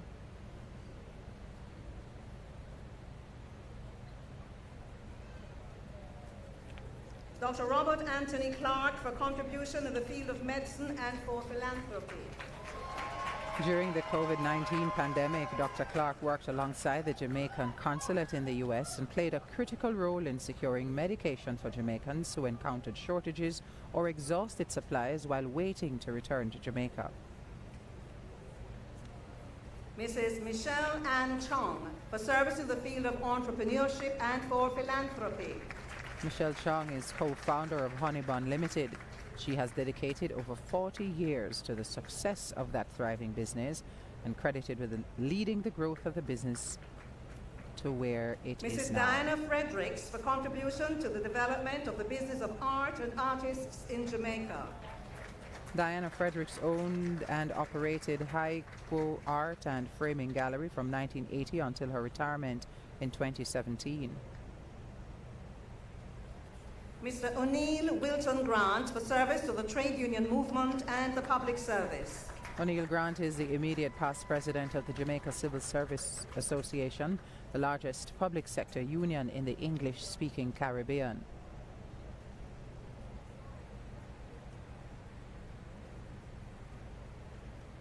Mr. Arthur Richard Hall for service in the field of journalism. For 32 years, Arthur Ricardo honed Hall. his craft in the field of journalism. One of his most outstanding achievements is his coordination of election coverage for every media house where he has worked. Ms. Justine Hensel for contribution to the film and television industry in Jamaica and the literary arts. Justine Hensel is a successful freelance film producer who has also directed 2 feature-length documentaries highlighting the history of Jamaica. Also very famous for the much-acclaimed Calabash International Literary Ms. Festival. Carmen Lynn Johnson for service in the field of nursing. Carmen Johnson is a director of nursing services at the St. Anne's Bay Regional Hospital. She served as president of the Nurses Association of Jamaica from 2017 to 2020. Mrs. Prudence Alethea Kidd Deans for contribution to public service and civic development. Mrs. Kidd Deans was a special advisor to former Prime Minister, the Most Honorable Edward Seaga, a former member of the Senate and Deputy General Secretary for the Jamaica Labour Party. Mr. Max O'Neill Leiber, Justice of the Peace for community development and philanthropy. Max Leiber celebrates his 58th birthday today and is proud of his service to his community. Mr. David Cameron Mays for contribution to the development of sports, education, and community development. David Mays is a strong proponent of the role that sports and associated training programs can play in enhancing the lives of inner-city youth and community development. Dr. Lee Marville Martin, Justice of the Peace for contribution in the field of medicine and philanthropy. Dr. Martin rose from humble beginnings in Western Kingston to be a Fellow of the Royal College of Surgeons in Edinburgh. Lieutenant Colonel retired Euken Corinthian Mills for service to the Jamaica Defence Force. Lieutenant Colonel Mills gave 33 years of dedicated service to the JDF until his retirement in May 2012. He's a Justice of the Peace for the parish of Kingston.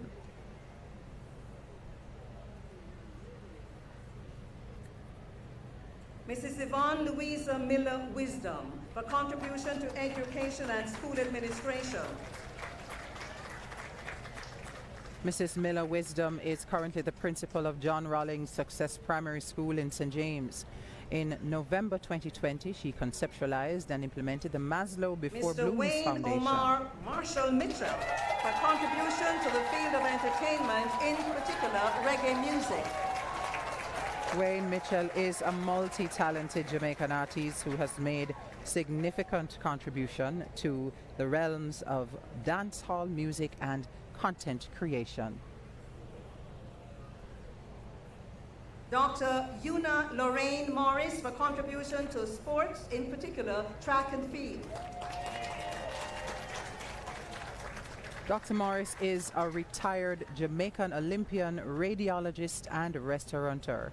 She participated in the 1964, 1968 and 1972 Olympics. Mr. Earl Aaron Moxham for service in the field of media and communication. Earl Moxham is a highly acclaimed journalist who has spent the past 30 years covering Parliament, politics, industrial relations, international trade and a range of other issues. He is also Professor an Alison author. M. Nicholson for service in the field of microbiology and infection prevention and control. Professor Alison Nicholson is a consultant microbiologist and infection prevention and control doctor at the University Hospital of the West Indies.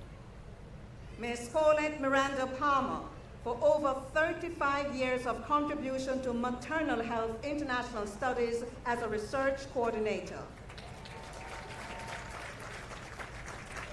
In her work as research coordinator of maternal and child health international studies, Mr. Ms. Clifton Palmer George Reeder, Justice of the Peace, for contribution to the development of tourism in Jamaica.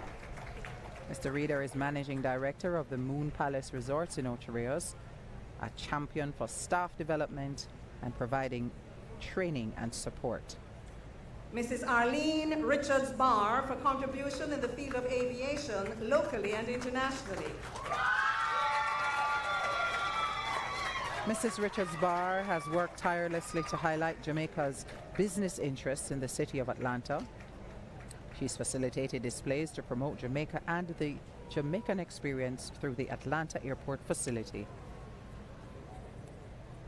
Ms. Sandra Patricia Raty for contribution to sports, in particular table tennis and the development of young athletes. Sandra Raty has made consistent and sterling contribution to the development and promotion of table tennis in Jamaica and across the Caribbean region. Mr. Omar Ruben Taros Riley for contribution to reggae music, entertainment locally and internationally. Taurus Riley made his recording debut as a teenager and has since been making significant contribution to the music industry, racking up awards for his work. His hit "She's Royal" is one of the most popular. Ms. Valerie Patricia Roper for contribution to education.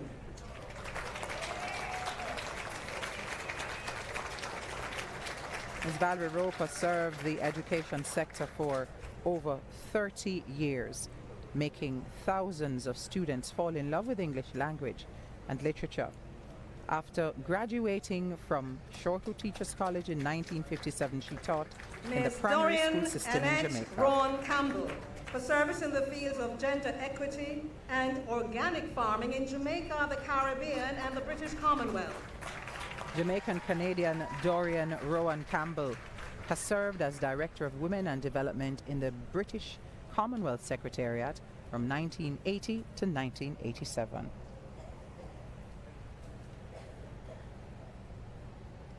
Mr. Lenford Joseph Salmon for contribution to Jamaica's arts and culture, in particular the production of national events. The newly appointed Executive Director of the JCDC, Mr. Salmon, has been working in Jamaican theatre and television for more than 25 years. Mr. Donald Earl Smith, Justice of the Peace, for contribution to the development of tourism in Jamaica. The award will be received by his son, Mr. Donald Smith. Donald Smith is now serving in his 42nd year in the tourism sector. Dr. Gregory Thomas for service in the field of medicine and public health. Dr. Thomas has over 30 years of service in the fields of medicine and public service. He has worked in various roles across the Western Regional Health Authority of the Ministry. Ms. Natalie Grace Thompson for contribution to the development of the Jamaican film and television industry for over 50 years. She is an outstanding member of the film industry in Jamaica. Mrs. Maria Andrea Thompson Walters for service in the field of human resource management and public service transformation. Maria Walters is Executive Director of the Transformation Implementation Unit. Mr. Gordon Townsend for contribution to tourism in the area of destination management. Gordon Townsend is founder of Knutsford Express, a luxury passenger and courier transportation company offering scheduled services from locations on Jamaica's north and south coasts, including connections to Portland, St. Mary, and Negril. Colonel Mahatma Ernest Williams, Justice of the Peace, for service to the Jamaica Defence Force. Colonel Williams has served the JDF with distinction for over 29 years. He's currently Brigade Commander of the Jamaica Regiment.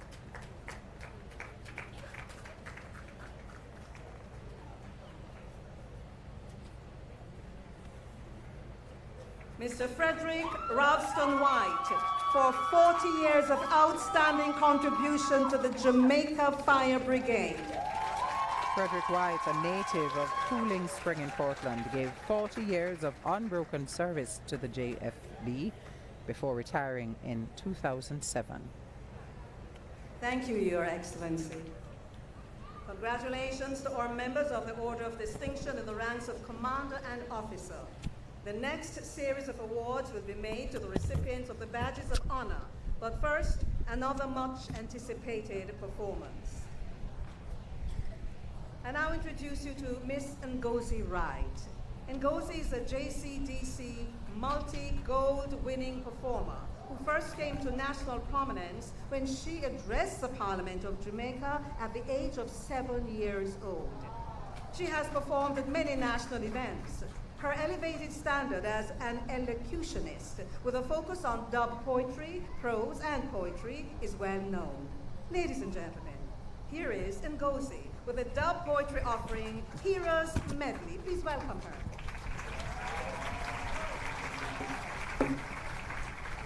Fierce dripping sweat, green like scallion, 1865, Morant be a rebellion.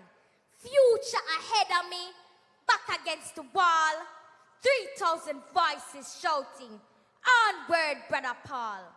Every black girl can win. Garvey, every black boy is a king.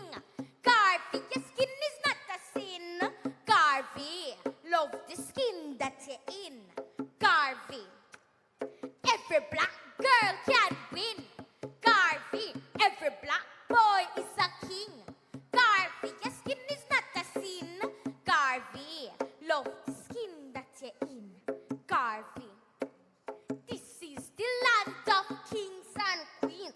Jamaicans must reign supreme. One love, one heart, united in a dream, working together as a team. Scientists claim it's a mystery, fastest human in a history. If a reggae music or blaze in the track, salute the green, the gold and the black. If a reggae music or blaze in the track, salute the green, the gold and the black.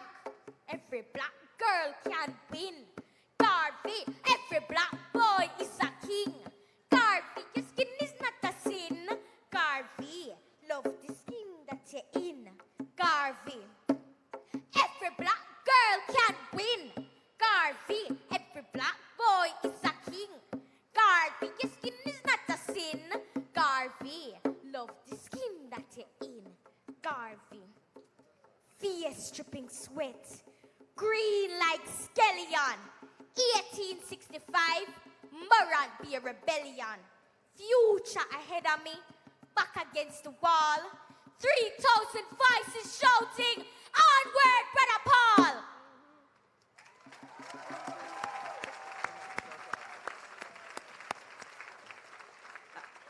Thank you so much, Ngozi, and thanks to your dad for accompanying you on drum. Such a talented young lady. A real crowd pleaser this morning here at the 2023 National Honors and Awards Ceremony of Investiture and Presentations. We now go into the next set of honors. The Badge of Honor for Gallantry is coming up next.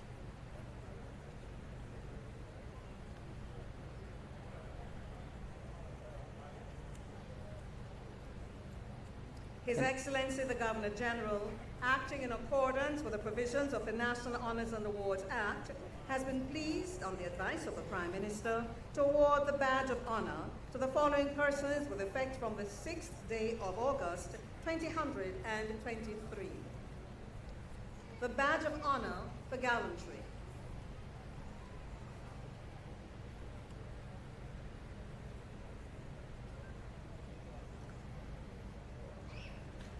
Mr. Ruel Oliver Grant, in the face of grave danger, saving the lives of 4 females from a burning motor vehicle that exploded minutes later.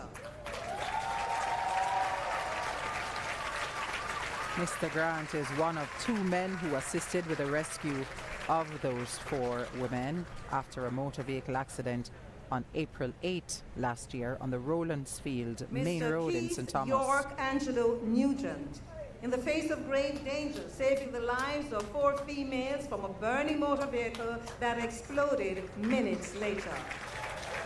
Keith Nugent was the second of the 2 men who assisted with the rescue of those women on the Rowlandsfield Main Road. We applaud the acts of gallantry of these awardees, even as we welcome to the presentation platform the recipients of recognition for meritorious service. The presentation of the Badge of Honor for Meritorious Service, Mrs. Casilda Allen, for meritorious service to education and community development. Casilda Allen has served the public sector for 28 years as a teacher.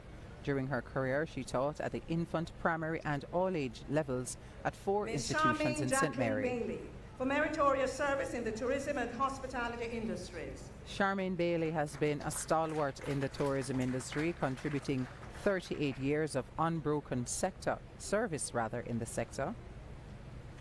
Dr. Margaret Henrietta Bailey for meritorious service to education and community development.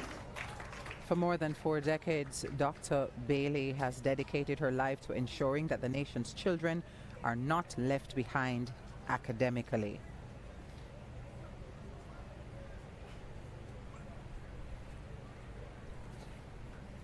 Ms. Karen P. Barnes for contribution to the public service in the area of public prosecution. Karen Barnes has served for 32 years at the Office of the Director of Public Prosecutions. Her long and illustrious career has spanned the administrations of 3 directors of public prosecution.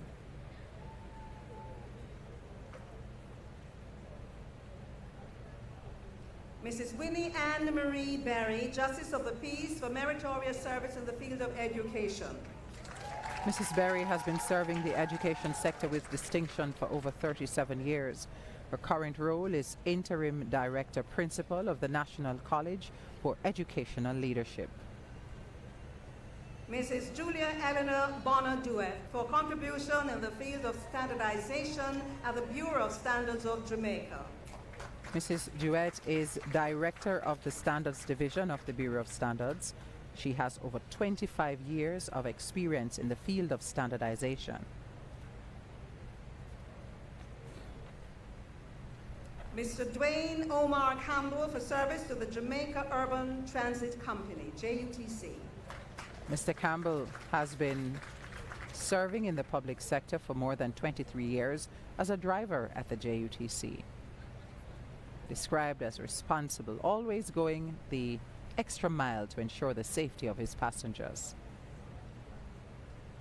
Ms. Laverna Dalton Campbell for meritorious service in the field of nursing. Ms. Campbell is a retired registered general nurse who served the health sector for 37 years. She was staff nurse at various hospitals across the island and later served as Deputy Director of Nursing from 2011 to 2021.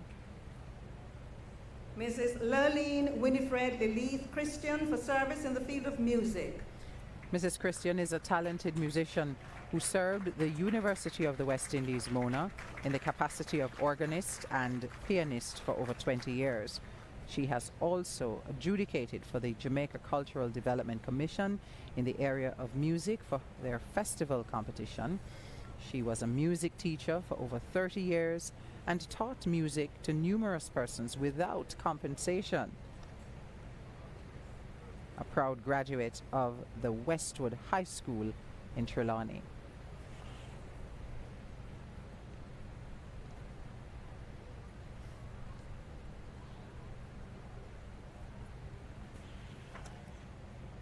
And we see the Governor General there having quite the chat with Mrs. Lurleen Winifred Lilith Christian, who is receiving a badge of honor for meritorious service for her work in the field of music. A talented musician who served for many, many decades.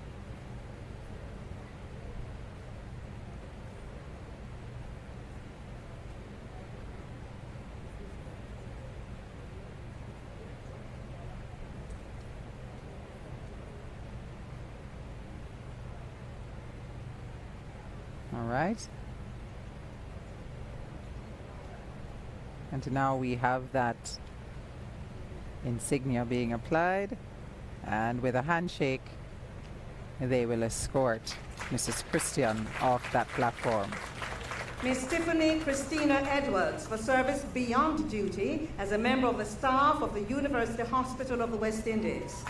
Ms. Edwards wears the lab coat of a phlebotomist on most days, but on the morning of February 9, 2022, she donned the cap of a hero. Mrs. Colleen Marcia Hope Henry for contribution to public service in the area of science and technology. Colleen Henry has dedicated over 3 decades of stellar service to the Scientific Research Council, the SRC. Ms. Bulette Carol Hunter, Justice of the Peace, for service to education and uniformed youth groups in schools and communities.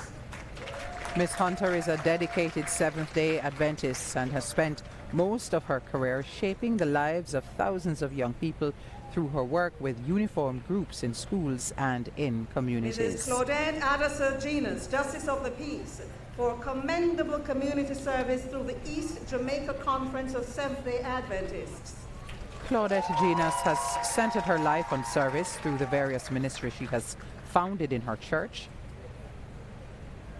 Mr. Clement A. Rasclem Hume, for service to the Jamaican diaspora in the United States of America.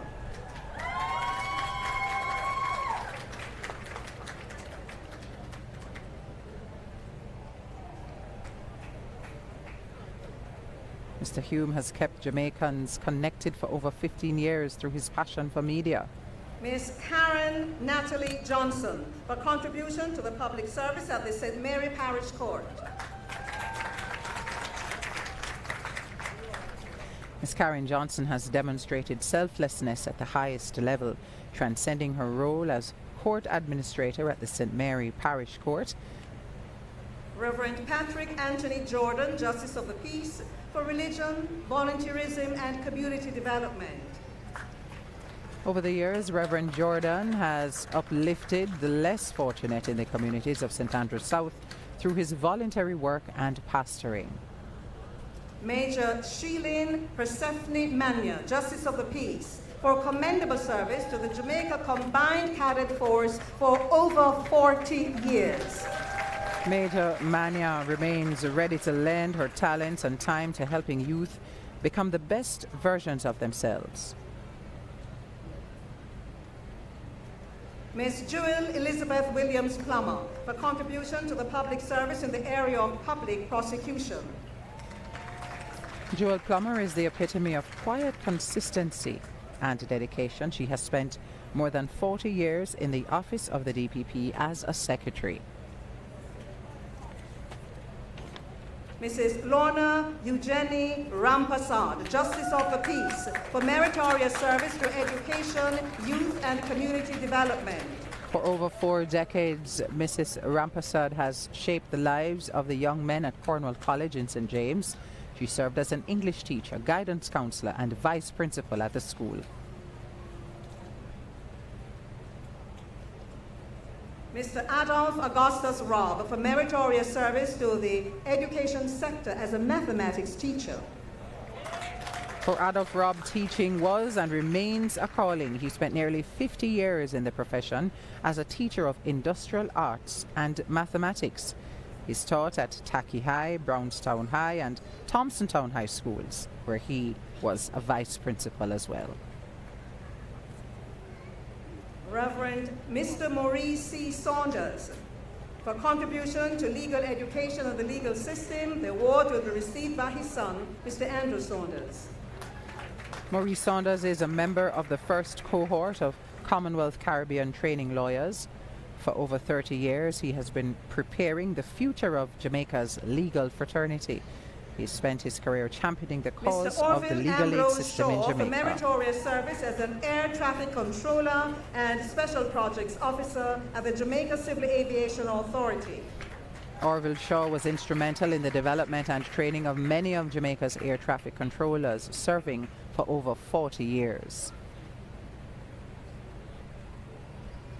Ms. Roxanne Marie Silent, for meritorious service to the National Gallery of Jamaica. Ms. Silent has remained dedicated to the effort of preserving and protecting the country's art and culture for almost 3 decades. She is the current Senior Director of the National Gallery of Jamaica. Ms. Norma Simmons, for community development and work in the field of autism. Norma Simmons is a director of the Baby Orphan Foundation, which has worked tirelessly to help the less fortunate and disabled for the past 16 years. She has shown great determination to go above and beyond to help those who are in need, contributing to the Windsor School of Education, Maypen Infirmary and Maypen Hospital. Mr. John Stephen Taylor, for commendable service to the Westwood High School for Girls. Mr. Taylor's quick thinking and bravery averted what could have been two catastrophic incidents at the Westwood High School for Girls, one in May 2017 and another 6 years before that. Lieutenant Colonel Blondell Sylvan Thomas, for commendable service to the Jamaica Combined Cadet Force for over 44 years. Lieutenant Colonel Thomas is a retired educator who has worked with passion and care to combat the antisocial and deviant behavior of children by helping to mold them into model citizens. Councillor Teresa May Turner Flynn, Justice of the Peace, for contribution to local government administration as a dedicated councillor in the St. Catherine Municipal Corporation. Councillor Turner Flynn's passion for service propelled her to be elected as councillor for the Hampton Green Division in 2003. Honorary, Mr. Rafaelita Crescencio Hito, who will not be attending, but for service as an honorary council and to the Jamaican diaspora in Curacao. And now the badge of honor for long and faithful service. Mrs. Joyette Novlet Beach, Justice of the Peace, for 43 years of service in the field of health and wellness as a pharmacist. Mrs. Beach has spent most of her 43 years in primary care as a parish pharmacist. She is a trained preceptor in the Howard University Mr. Caribbean Melton Clinical Augustus Preceptor Program Basco, for HIV for dedicated patients. public service for 42 years. Mr. Basco's story is one of consistent and committed service. His role at the Ocho Rios Commercial Center Limited, a subsidiary of the UDC, contributes to the functioning of the Ms. Nellie organization. Verona Brown for over 45 years of service in the field of education. Ms. Brown is from the parish of Trelawney. She started in the profession as a teacher and has dedicated her career to transforming the lives of the nation's children. She was also an active member of her community. She is a recipient of the Golden Torch Award from the Ministry of Education for her service to teaching and is also an active member of the William Knibb Memorial Baptist Church for 50 years.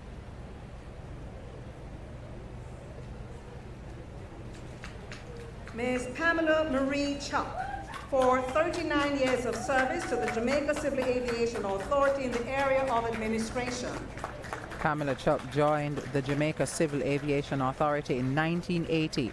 Now retired, this administrator displayed professionalism and dedication in her years of service. Mrs. Brenda V. Cuthbert, Justice of the Peace, for contribution to the growth and development of the credit union movement in Jamaica and the Jamaica Employers Federation for over 50 years.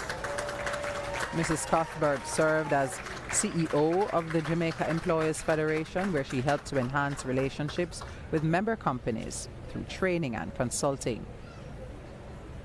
Woman District Constable Paulette Dorona Ellison, for sterling service of 36 years as a District Constable in the St. Catherine North Division. Woman District Constable Ellison hails from the parish of Clarendon and was appointed to the Spanish Town Police Station in the St. Catherine North Division in 1986. District Constable Denovan Evans, for sterling service of 37 years as a District Constable in the St. Catherine North Division. District Constable Evans has been a faithful servant of the JCF since 1986. He has given unbroken service. Mrs. Margaret George, Justice of the Peace, for 44 years of service to education and community service. A heart for service and a passion for education best describe Mrs. Margaret George. She first started teaching in her teens and continued until her retirement in 2014. Mr. Gallo, who will not be attending, for 40 years of service to the Jamaica Civil Aviation Authority as an Aeronautical Information Services Officer. Mr. Edgerton Joseph Eddie Grant, for service in the field of photojournalism and documenting the development of the diaspora community in Toronto, Canada. Eddie Grant is a veteran photographer who has worked with the Jamaica Gleaner and several Caribbean publications in Canada.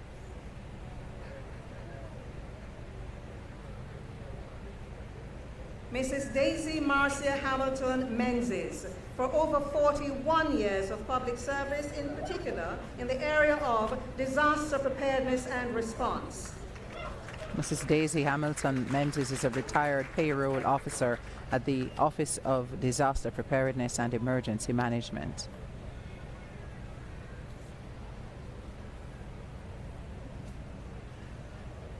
Mr. Lennon Carl Henry, for dedicated public service for 41 years. Lennon Henry began working at the UDC in 1980 and has provided unbroken service to the Ocho Rios Commercial Center. Being recognized here for his outstanding work. Mrs. Christine Louisiana Johnson Wilson, for 41 years of service in the field of nursing at the University Hospital of the West Indies. Mrs. Johnson Wilson officially entered the field of nursing in 1981, starting as a staff nurse. She completed her midwifery training. And Mr. Winwood Lawrence, for 48 years of service to the Jamaica Red Cross. The award will be received by his son, Mr. Winwood Lawrence Jr. Mr. Lawrence served as a driver with the Jamaica Red Cross starting in 1973 until he retired in 2021. Mr. Hansard Lawson, for 43 years of service to the courts. Mr. Lawson is a recently retired deputy clerk of the courts who spent the last 43 years contributing to the development of the judiciary at the Westmoreland, Hanover and St. James parish courts.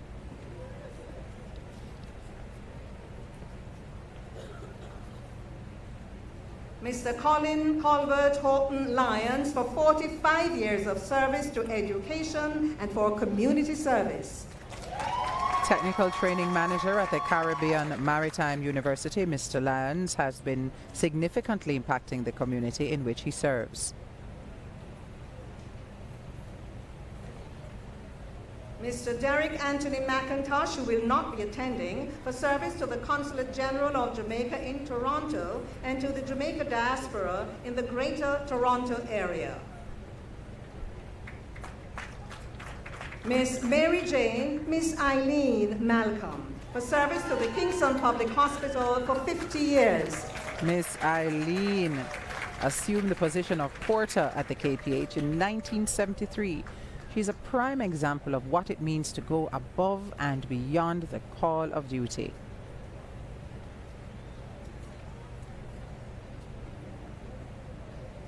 Councillor John Liebert Myers, for dedicated service to local government as a councillor in the Kingston and St. Andrew Municipal Corporation. A renowned businessman, Mr. John Myers, has served as a councillor in the Kingston and St. Andrew Municipal Corporation since 2003. Mrs. Evelyn Plummer, for 50 years of service to early childhood education. Mrs. Plummer has dedicated the past 50 years to early childhood education in Jamaica. Her journey began in 1972 in Westmoreland. Mrs. Nellie Pearl Samuels Pennycook, for meritorious service to the Postal Service of Jamaica. Your Excellency, sir, could you indulge me for a moment? This venerable recipient celebrated her 100th birthday last Saturday on October 7th. And a rousing round of applause for this centenarian. Nellie Samuels Pennycook has dedicated almost half of her life to the postal services in Jamaica, taking on the role at the age of 19 years. Dr. Paulette Lisanne Stewart, for over 45 years of service to academia, in particular, library and information studies. Dr. Paulette Stewart currently serves as head of the Department of Library and Information Studies, as well as senior lecturer in the Faculty of Humanities and Education at the UWI Mona.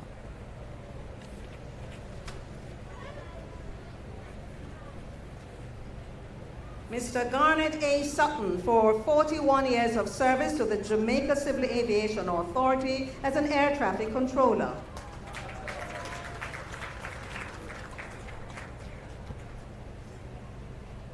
Mr. Sutton receiving a well-deserved award this morning. District Constable Herbert Sinclair Telfo for sterling service of 37 years as a District Constable in the St. Thomas Division. Hubert Telfa has been a district constable in St. Thomas for close to 40 years. Mrs. Dottie Ten Smith for 44 years of service to education and community service. Retired educator Dottie Smith served the Jamaican education system for 44 years, her career beginning in 1955, shortly after she graduated from the Bethlehem Teachers College. Bishop Donovan St. Aubin Steele for over 40 years of service to religion and community development. Bishop Donovan Steele has been serving the communities of Portland as a minister of religion and an advocate for community development for 4 decades. His passion for improving the lives of those with whom he encounters has led him to partner with organizations such as Food for the Poor Jamaica.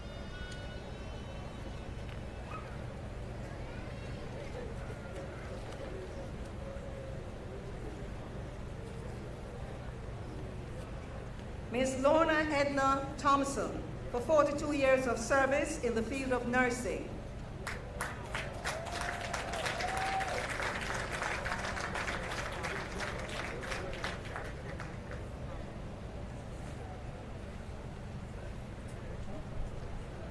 This nurse educator has taught nursing professionals clinical skills, patient care methods, and best collaboration practices. Ms. Angela Thomas, Justice of the Peace, for 44 years of service in the field of nursing.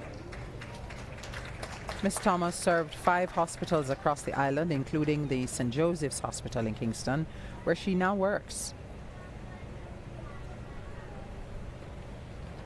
Ms. Claudia Vivine Wallen for 47 years of service in the field of nursing at the Spanish Town Hospital.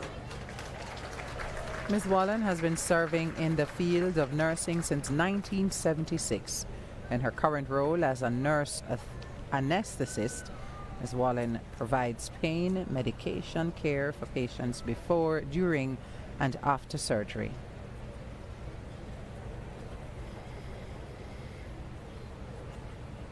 This marks the end of the presentation of the civilian badges of honor. We will return with the medals of honor for the members of the uniformed services.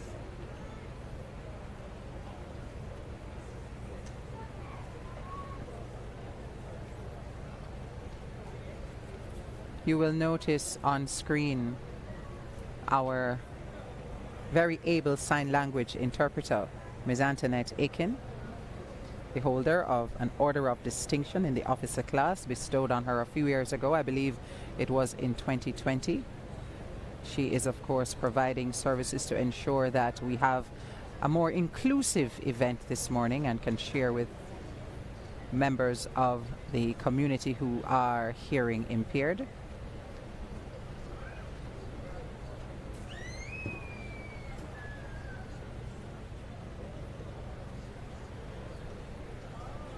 We're standing by now for a musical selection from gospel superstar Kevin Downswell. JDF Marcus and medal bearers, may I ask you to prepare to march on again.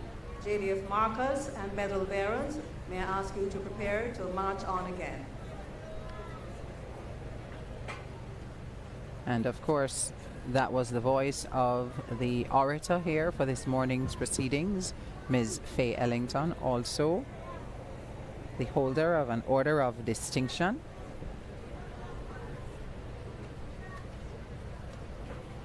And we are standing by, as I mentioned, for that musical selection, a performance by Kevin Downswell, following which we will go into the next set of awards, and these will be awards, medals of honor for the uniformed groups, the Jamaica Fire Brigade, the Department of Correctional Services, and the Jamaica Constabulary Force. If you're just joining us, this is the 2023 ceremony of investiture and presentation of national honors and awards coming to you live from King's House. It is, of course, National Heroes Day here in Jamaica, Monday, October 16, 2023.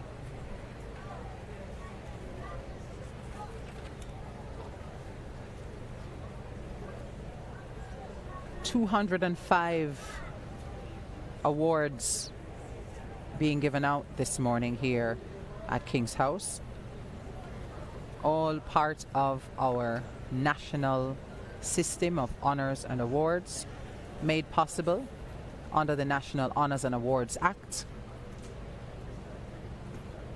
We had awards given out in 3 categories in 6 categories this morning: the Order of Merit, the Order of Jamaica. Ms. Holton, be ready on this end. The Order of Distinction, Officer Class and Commander Class. The Badge of Honor for Meritorious Service, the Badge of Honor for Long Service. And we are now anticipating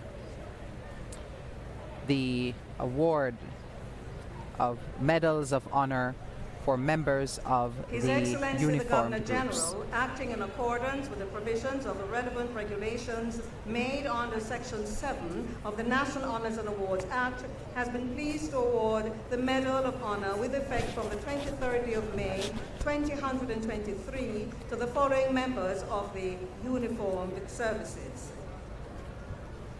Medal of Honor for Gallantry. Posthumous Award. Firefighter Lorenzo Dowse. The late firefighter Lorenzo Dowse was a very resourceful and active second-generation firefighter who died in the line of duty while on the scene of an emergency incident on November 30, 2022 in Ocheria, St. Anne.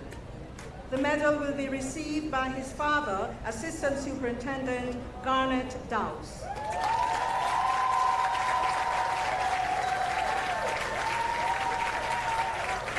And a rousing round of applause for Lorenzo Dowse, his father there on screen receiving that award, bestowed posthumously. And we see the Governor General there congratulating his father. The Medal of Honor for Meritorious Service for members of the Jamaica Constabulary Force. Deputy Superintendent of Police, Percival Octavius Anderson. DSP Anderson receiving his Medal of Honor for Meritorious Service for 36 years at the Jamaica Constabulary Force. Superintendent of Police, Jason Mark Anderson. Superintendent Anderson has served the Jamaica Constabulary Force for 32 years.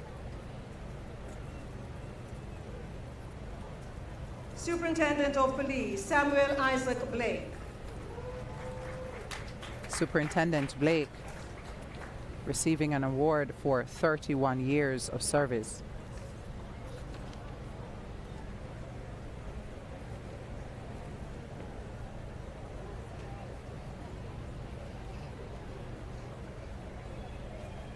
Superintendent of Police, Alison Almena Byfield. Superintendent Byfield receiving a Medal of Honor for Meritorious Service over 33 years.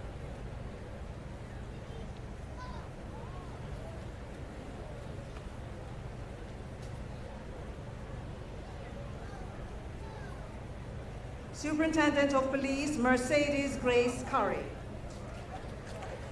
Superintendent of Police Curry, serving 34 years in the Jamaica Constabulary Force, receiving her Medal of Honor for Meritorious Service.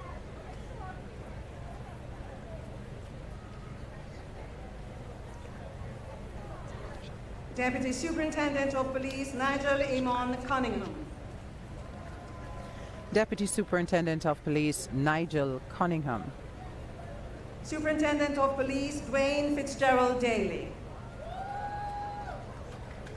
And you see Superintendent Daly moving into position and saluting the Governor General, receiving his Medal of Honor for 33 years of meritorious service.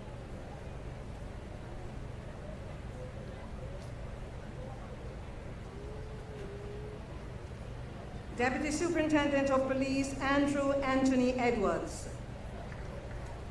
Deputy Superintendent Edwards. 37 years of service to the Jamaica Constabulary Force.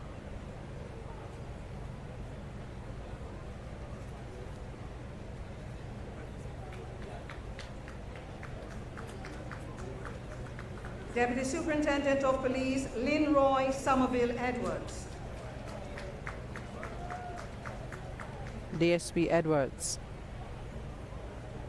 receiving a Medal of Honor for service to the police force over the course of 35 years.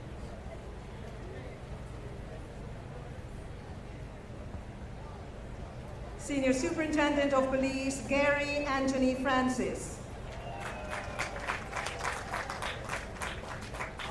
Very popular member of the Jamaica Constabulary Force, SSP Gary Francis, receiving an award for 31 years of service to the Jamaica Constabulary Force. Senior Superintendent of Police Robert Gordon.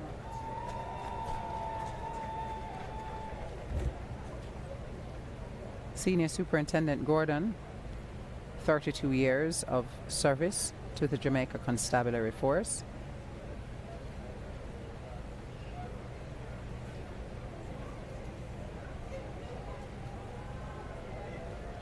Superintendent of Police Andrew Theodore Hill. Superintendent Hill, 33 years of service.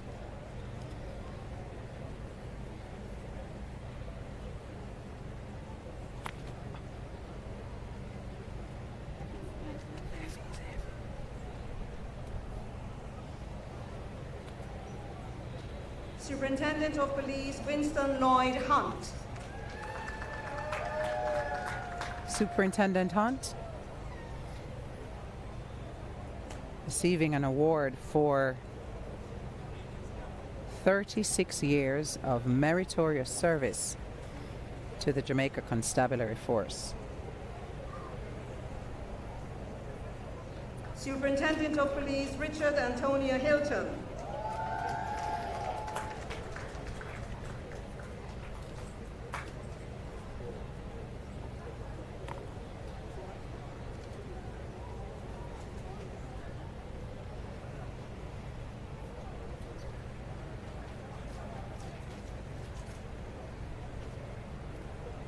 Assistant Commissioner of Police Andrew Anthony Lewis.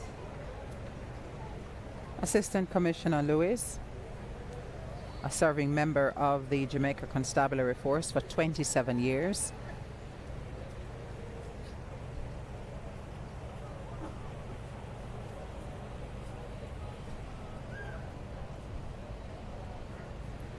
Senior Superintendent of Police Stephanie Nicole Lindsay. SSP Lindsay, another very popular member of the Jamaica Constabulary Force, receiving a Medal of Honor for meritorious service over the course of 32 years. She is the lead communicator, if you will, of the JCF, head of the Constabulary Communications Deputy Unit. Superintendent of Police George Everton McFarlane. Deputy Superintendent McFarlane, 35 years of service.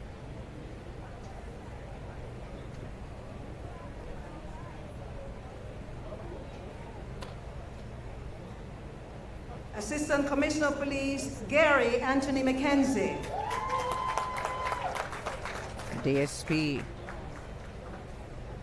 or I should say Assistant Commissioner Gary Mackenzie, 34 years of service to the Jamaica Constabulary Force.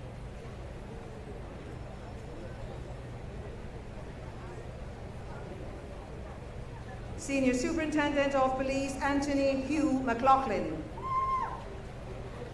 Senior Superintendent McLaughlin, 32 years of service to the JCF.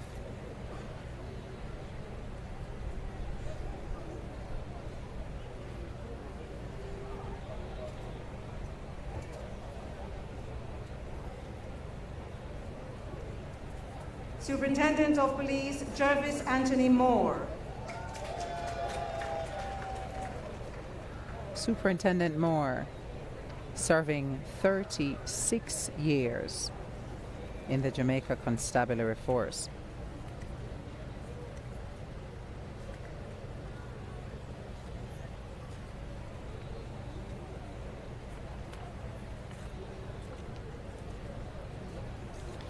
Superintendent of Police Michael Clive Morris. Superintendent Morris, a serving member of the Jamaica Constabulary Force for 33 years.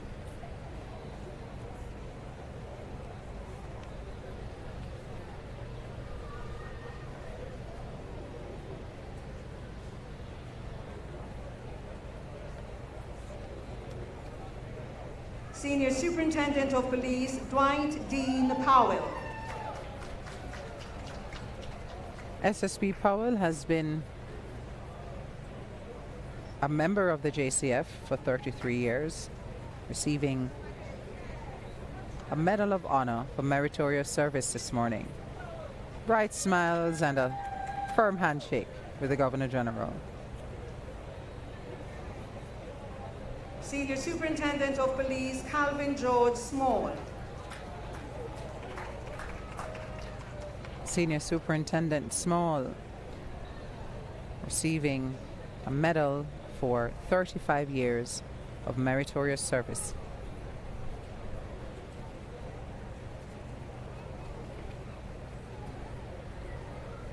Deputy Superintendent of Police Raymond Ronald Wilson.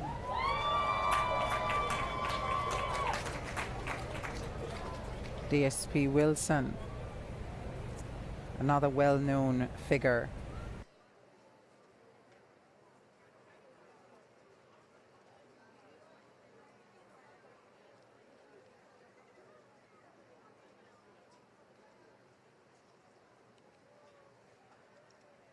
And now for the members of the Department of Correctional Services. Assistant Superintendent Noel Antonio Beckford.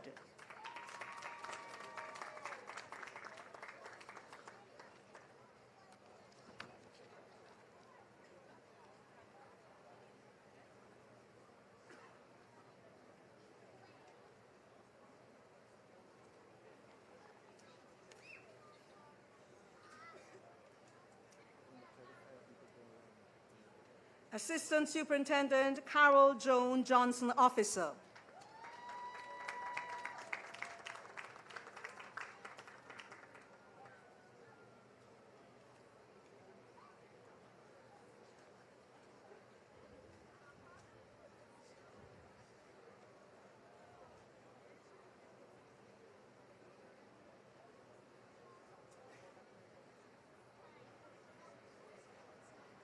Overseer Douglas Ellsworth Anderson.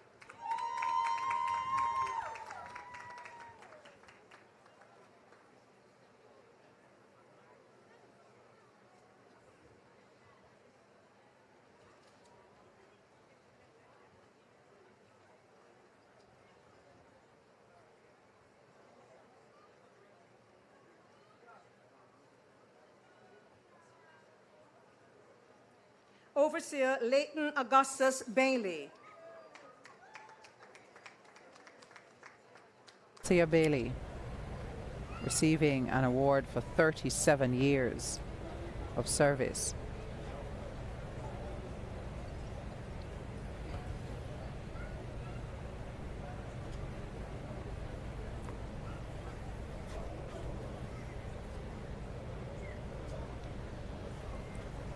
Overseer Christopher Charles Barnett.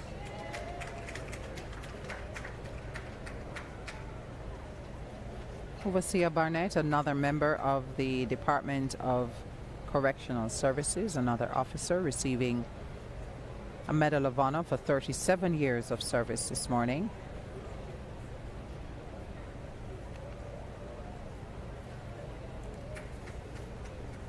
Overseer Prince Charles Benbow. Overseer Benbow has served the Department of Correctional Services for 36 years.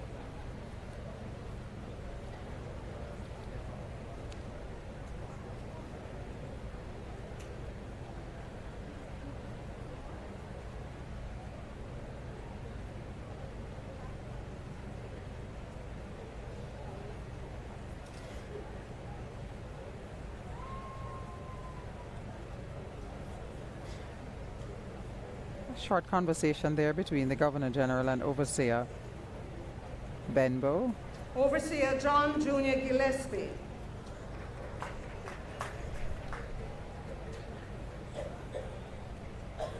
Overseer Gillespie.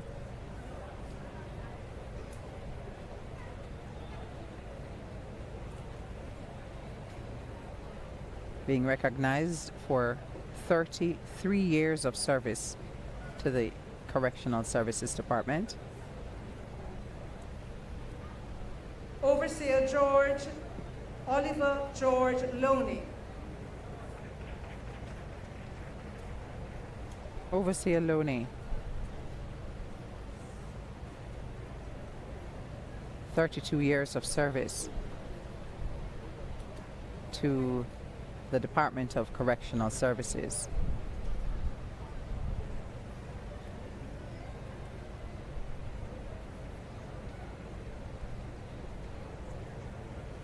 Overseer Houghton Howard MacDonald. Overseer MacDonald receiving well-deserved recognition along with his colleagues. He has served with the Department of Correctional Services for 32 years.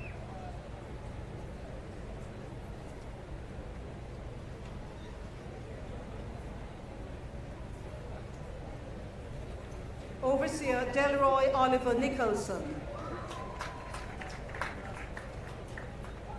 Overseer Nicholson, serving the Department of Correctional Services for 37 years.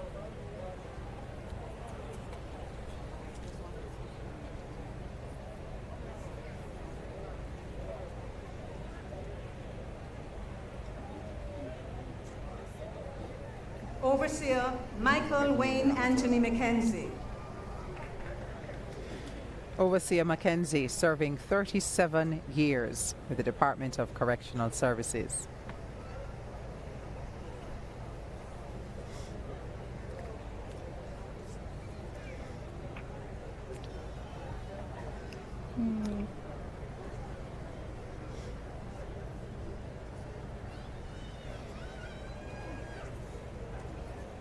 Overseer Joseph Nathaniel Small. Overseer Small, serving member of the Department of Correctional Services for 38 years.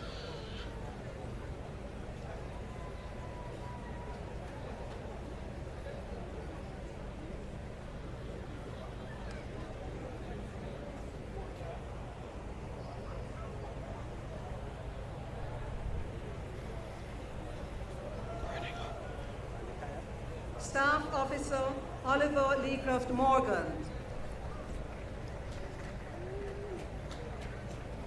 Staff Officer Morgan has served the Department of Correctional Services for 36 years.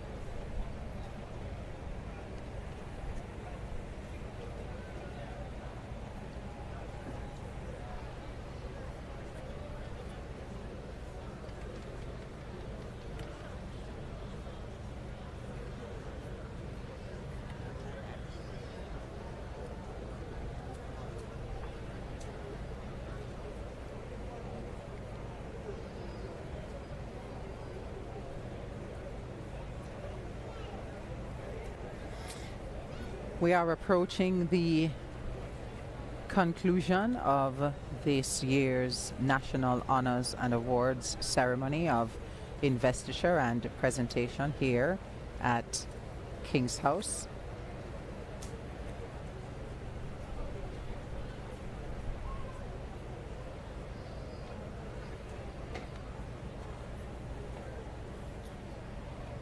This year we have seen the presentation of awards to 205 recipients. We're now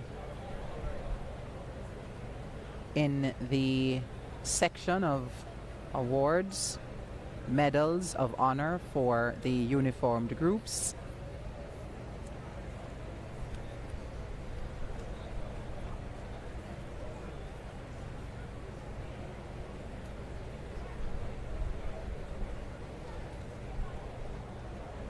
Staff Officer Ewart Alexander Palmer. Staff Officer Palmer has served the Department of Correctional Services for 33 years.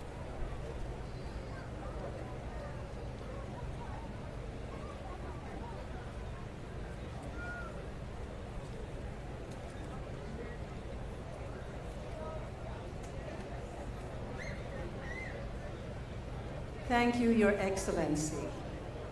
Ladies and gentlemen, we will return with the medals of honor for the remaining members of the uniformed services. But now we're going to be joined by our next performer.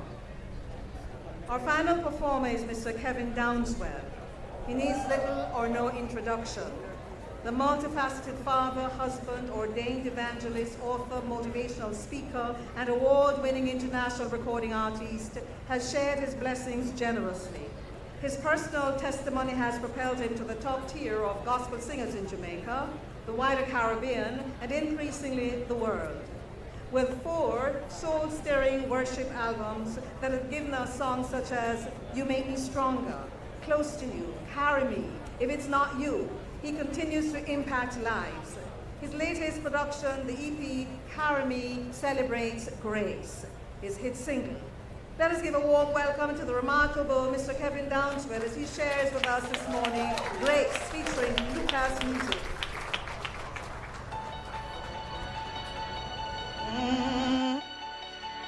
What would I do without you? Where would we be without you? Good morning. Observing our protocols. God bless you. Yeah. What would I do without you? This is from my country. Some said you wouldn't. Them say you could. You wonder if you could. Battles in your head. Times you felt lost and broken. You felt like you couldn't make it through the day. But you know God had spoken. And He promised not to leave you. So you're standing here today singing, how did I get here? If there's anybody out there who know about the grace of God, just help me. I call it grace, grace, grace, grace brought me here. If it wasn't for your grace, hey, I call it grace, grace, yeah. Grace brought me here. If it wasn't for your grace, ah! Times you felt lost and broken. Felt like you couldn't make it through the day. Hey, but you know God had spoken. And He promised not to leave you. Hey, never know you'd still be here. Never know you'd still be safe. Never know you'd smile again. Never know you'd hope again. So you're standing here today singing. How did I get here? How am I still here? Everybody watching on your couch in the living room, help me say, I call it grace, grace, hey. Grace brought me here. If it wasn't for God,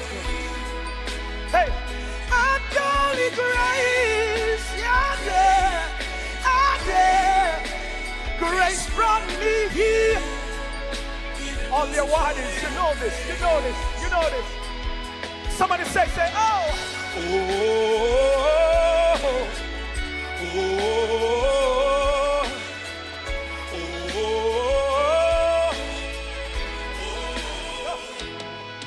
Have you ever been through something and come out on the other side and look back and wonder, how did I make it through that?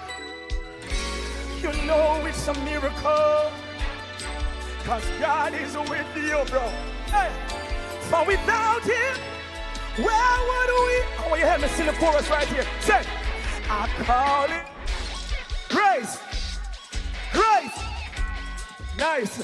Grace brought me here. Say, if it wasn't for your grace. One more time, your time, your time. I call it grace. Say, hey, hey, grace brought me here. Where would I be without you? One more time. I call it grace.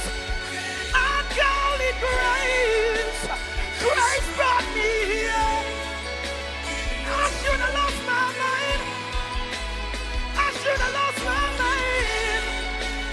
You should have lost your mind.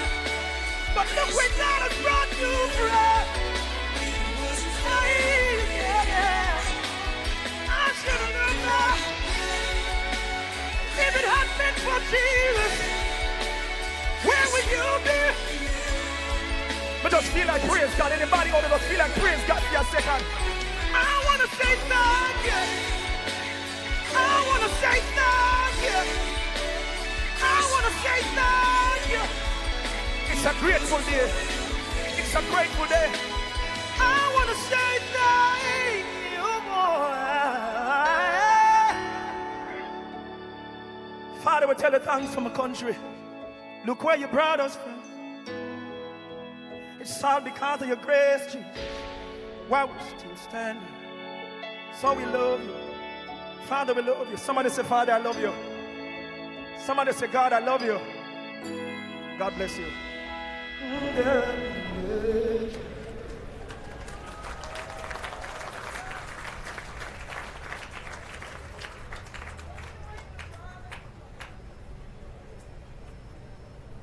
Excellent performance, Thank you, Kevin. as always. Thank you very, very much. Kevin Downswell, ladies and gentlemen.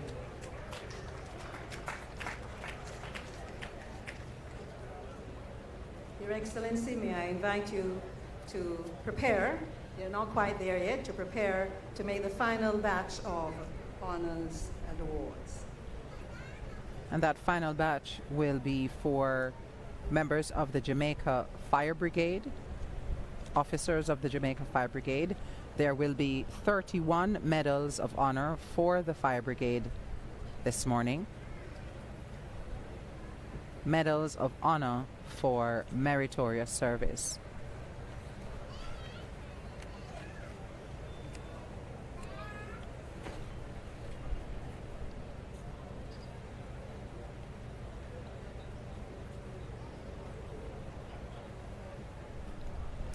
Earlier we saw the father of firefighter Lorenzo Dowse collecting a posthumous award for his son. The medals of honor for meritorious service to the men and women of the Jamaica Fire Brigade. Superintendent Wilfred Raymond Faulkner. Superintendent Faulkner has served the Fire Brigade for 21 years.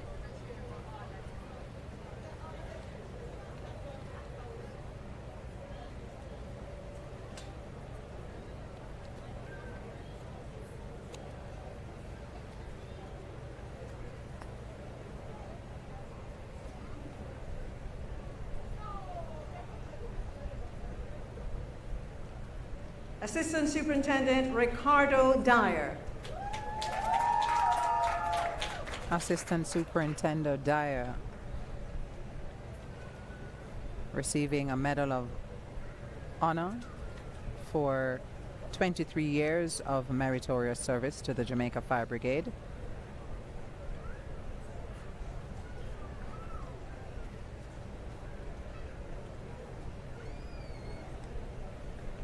Assistant Superintendent Troy Anthony Malcolm.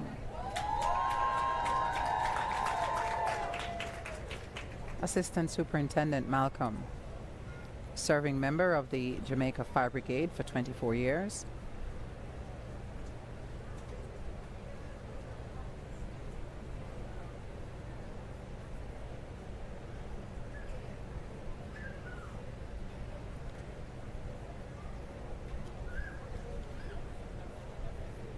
Assistant Superintendent Anton J. Morris. Assistant Superintendent Morris,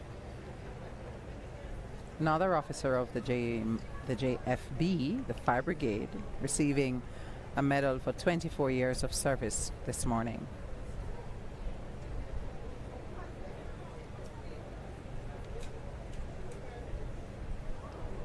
Assistant Superintendent Warren Anthony Thompson. Assistant Superintendent Antonio Robinson. Assistant Superintendent Robinson, serving member of the Jamaica Fire Brigade for 24 years.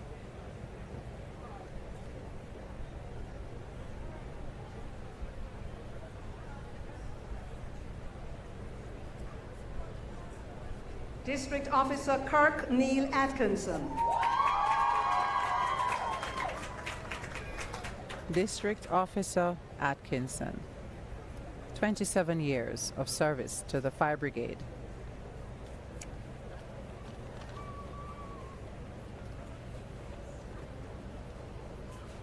District Officer Linville Banfield. District Officer Banfield, serving member of the Fire Brigade for 23 years.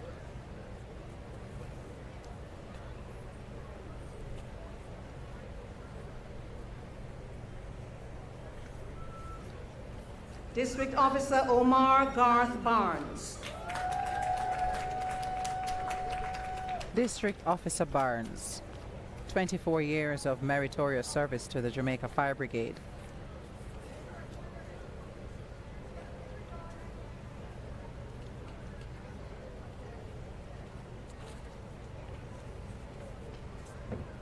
District Officer Carlington Elvis Beeson.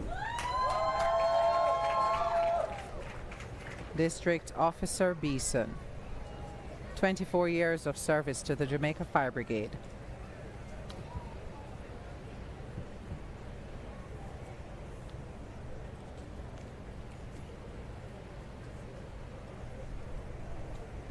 District Officer O'Neill Anthony Ryan.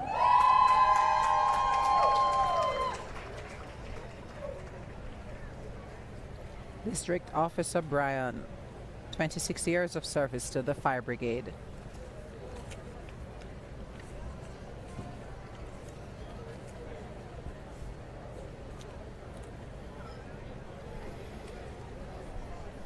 District Officer George Robert Chambers.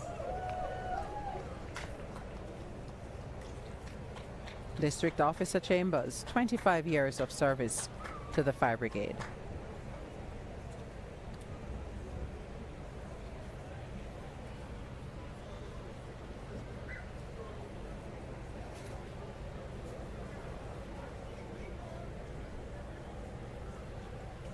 District Officer Christopher Courtney Clark. District Officer Christopher Courtney Clark, 26 years of service to the Fire Brigade. District Officer Cambry Vaughan Gentles.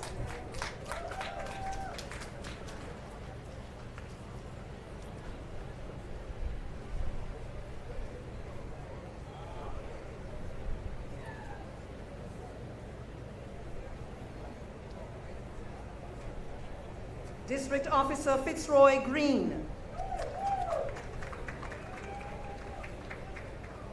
District Officer Green, 25 years of service to the JFB.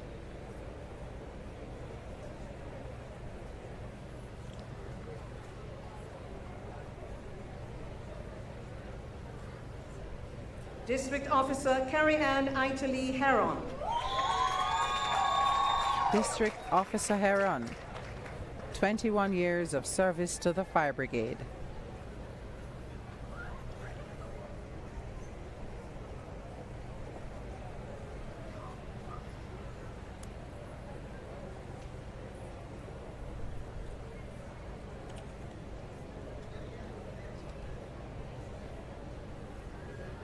District Officer Shane Adonisa Jones Henry.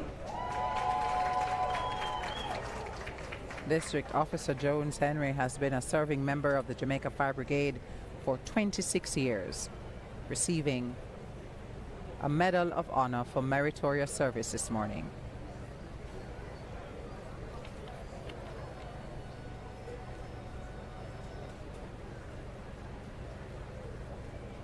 District Officer O'Neill St. George Carr, Justice of the Peace. District Officer Carr, 24 years of service to the Fire Brigade.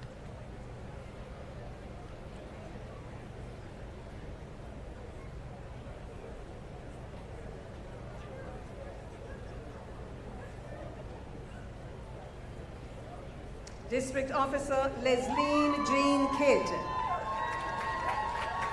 25 years of service for District Officer Kidd.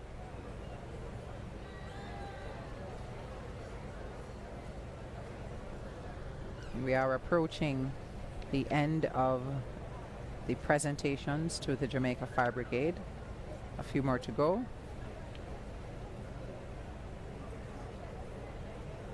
District Officer Seymour McDermott.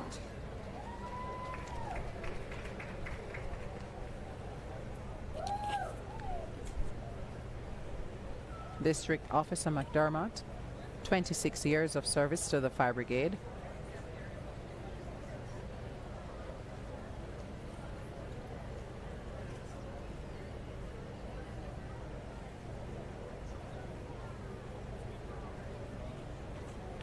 District Officer Wilton Pettigrew.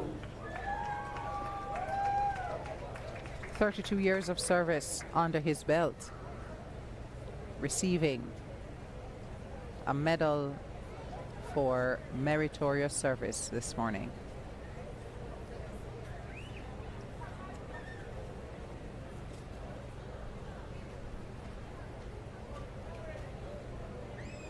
District Officer Gary Marquis Quest. District Officer Quest, 28 years of service to the Jamaica Fire Brigade.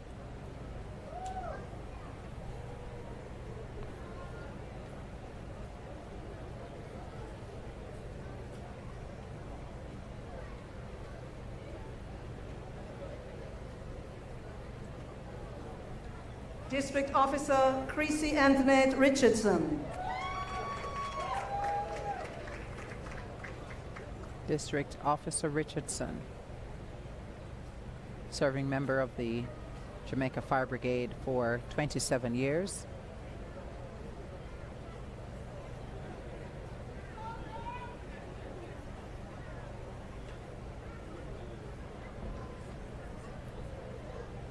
District Officer Omar Irwin Sims. District Officer Sims, 26 years of service to the Fire Brigade.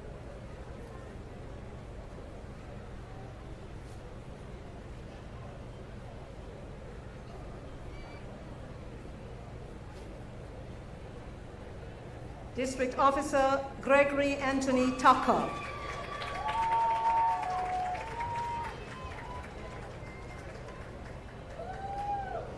"28 years of service given by District Officer Gregory Tucker.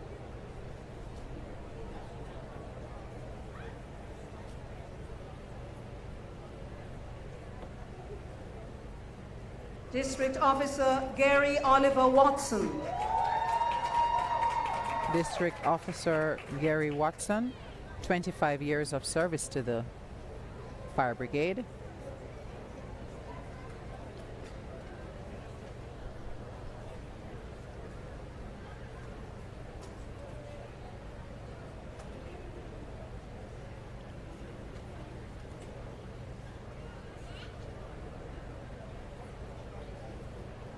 District Officer Natoya Samantha Willis.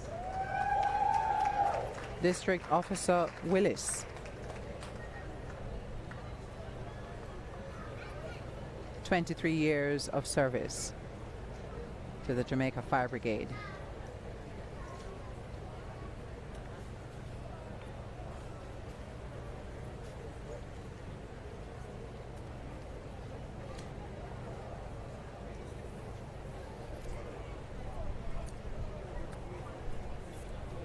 Thank you, Your Excellency. We have completed our Medal of Honor lists.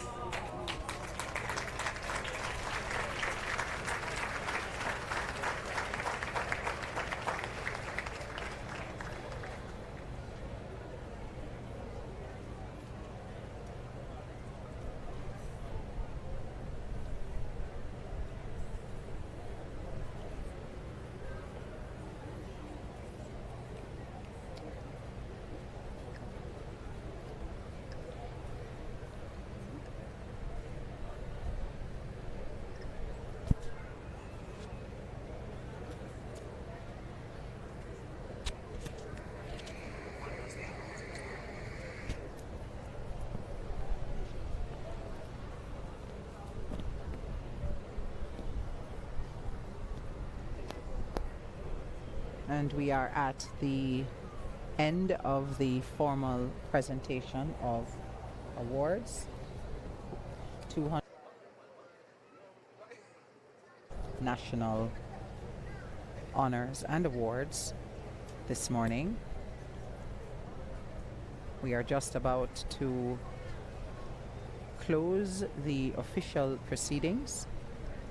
We're almost complete with the ceremony.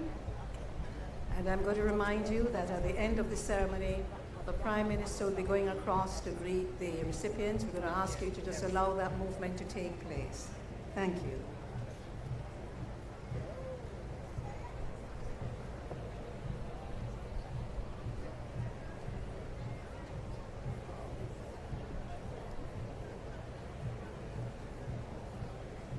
Looking there at 4 of the Those of us 5 seated in the main recipients tent, of if the you look Order to of the left, Jamaica. you'll see the JDF Guard of Honor proceeding to the general ceremonial area for the march past.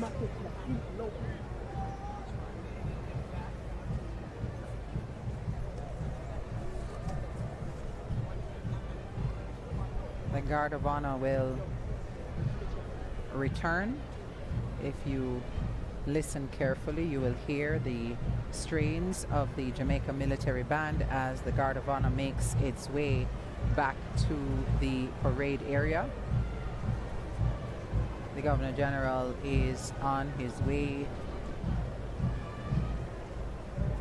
I now invite you to stand for the march past of the Guard of Honor.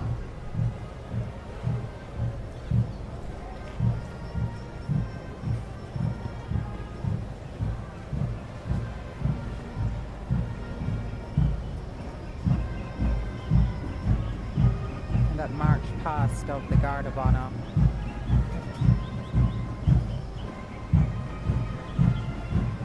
is coming into view now of the main ceremonial area. The JDF massed bands plays a couple of pieces of music, Officer of the Day and the Swing March.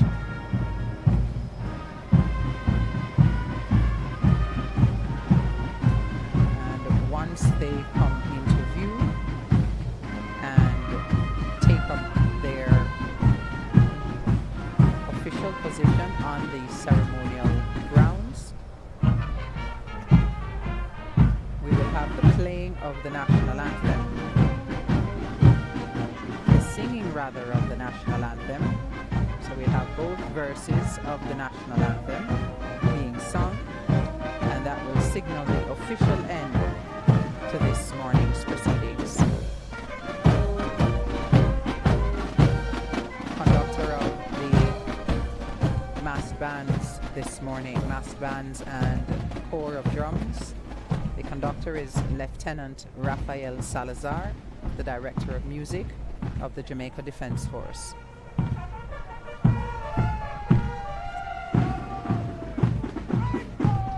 Guard commander this morning is Major Karen Fairman Speed. Precision this morning at King's House.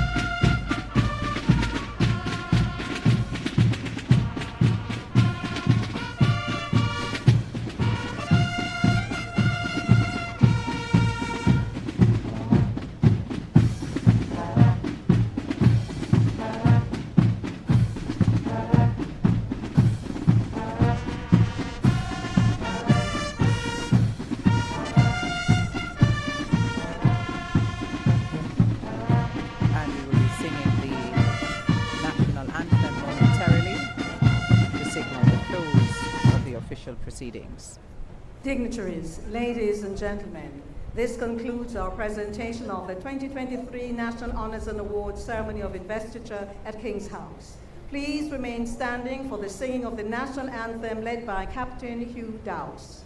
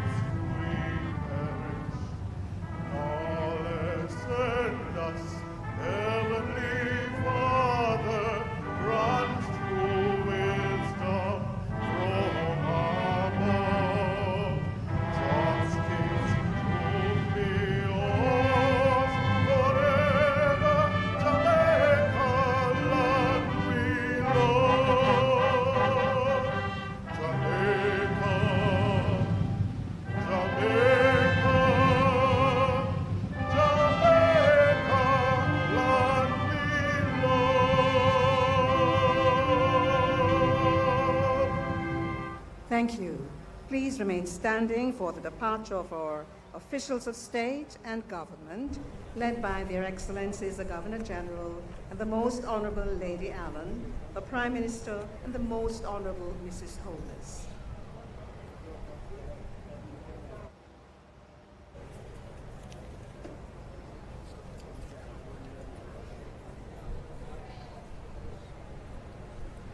It has indeed been a wonderful morning here at King's House. We have been recognizing and honoring so many Jamaicans across many disciplines. We had a total of 205 recipients of national honors and awards. 124 civilians received honors this morning. We had 78 medals of honor given to members of the uniformed groups, and it really is such a wonderful way to close this morning's proceedings. You do hear the voice there of Faye Ellington. The Prime Minister and the Most Honourable Mrs. Holness are escorted to greet the recipients. Guests, I'm reminding you to maintain good order and refrain from as is customary at the end of our ceremony. We do have the Prime Minister who goes over to meet some of the recipients. We were actually able to snag none other than Ms. Natalie Grace Thompson. Is this morning? I know your middle name is Grace. Has come to light indeed. Newly minted member of the Order of Distinction in the rank of officer. They wanted to hold the mic a little closer so we can hear. So you can hear me. First and foremost, Miss T, congratulations. Thank you very much. What a wonderful honor this morning.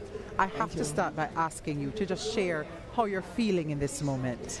You know, I'm very proud to have been honored nationally for this industry, which in itself is a small industry in Jamaica, but an industry which is coming to light very quickly. And I accept this on behalf of the industry. Not for me alone, because I alone cannot make films. It is an industry-wide thing. It is a group of people who make films.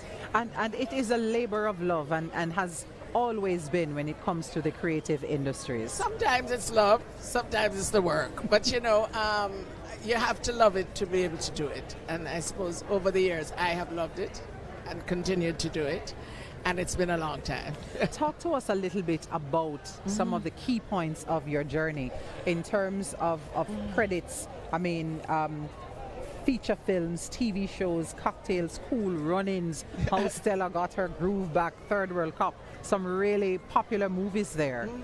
Well, I started first doing commercials. I directed commercials for years and years and years, and then got into doing the overseas work, coming to Jamaica, and with that came Cocktail and, you know, Stella and Eureka and a lot of different movies coming from all over the place. And it's been a long journey. I'm very proud of the Jamaican films that I've worked on, Third World Cup, Get Alive, you know, and Sprinter. And I hope that we have some more of those. And that's what I look forward to, watching the next generation do more Jamaican films. Indeed, and there is one thing that we're always certain of, is there is no shortage of talent in Jamaica, and that especially in the creative industries. And that is true, but I think we need to nurture that talent. Yes. Film is not easy to do, and without support, we need to be able to nurture that. And today, I hope that by representing the industry, myself and Justine Hensel, that we will, make people stand up and understand that there is an industry. 30 seconds, your parting word for upcoming persons in the industry, be they producers or writers. For all people who want to make films, don't care if you're on the creative side or on the technical side, because there is a technical side too. We have to have cameras, and we have to have sound, and we have to have art direction. Whether you be on the creative side or on the technical side or on the production side, which is the business part of it, don't give up. Don't run away and go somewhere else. We need to tell our own stories, and it's you who are going to tell it. For sure. Because those of us who have done it for years are now stepping back. You have to tell these stories. And I encourage you to move forward and do this. What a great way to end. Thank you so much for speaking with us. With me, Miss Natalie Grace Thompson, newly minted member of the Order of Distinction in the rank of officer.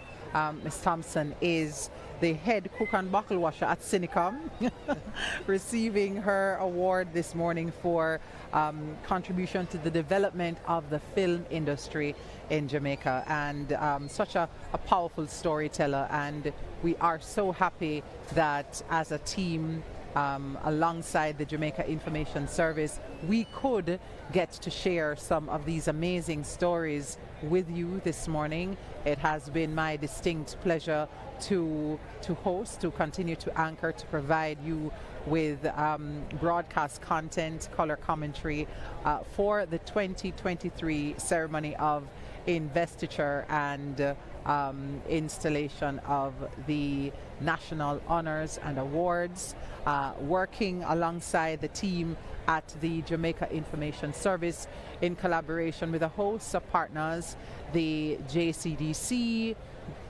CPTC, as well as the Public Broadcasting Corporation of Jamaica. Thank you so very much for joining us, whether you were joining online on the JIS's website or social media platforms or on free-to-air television stations in Jamaica. Thank you so much for keeping company and for helping us to celebrate excellence once again here at King's House. I'm Stacey Ann Smith. Thank you so much for watching.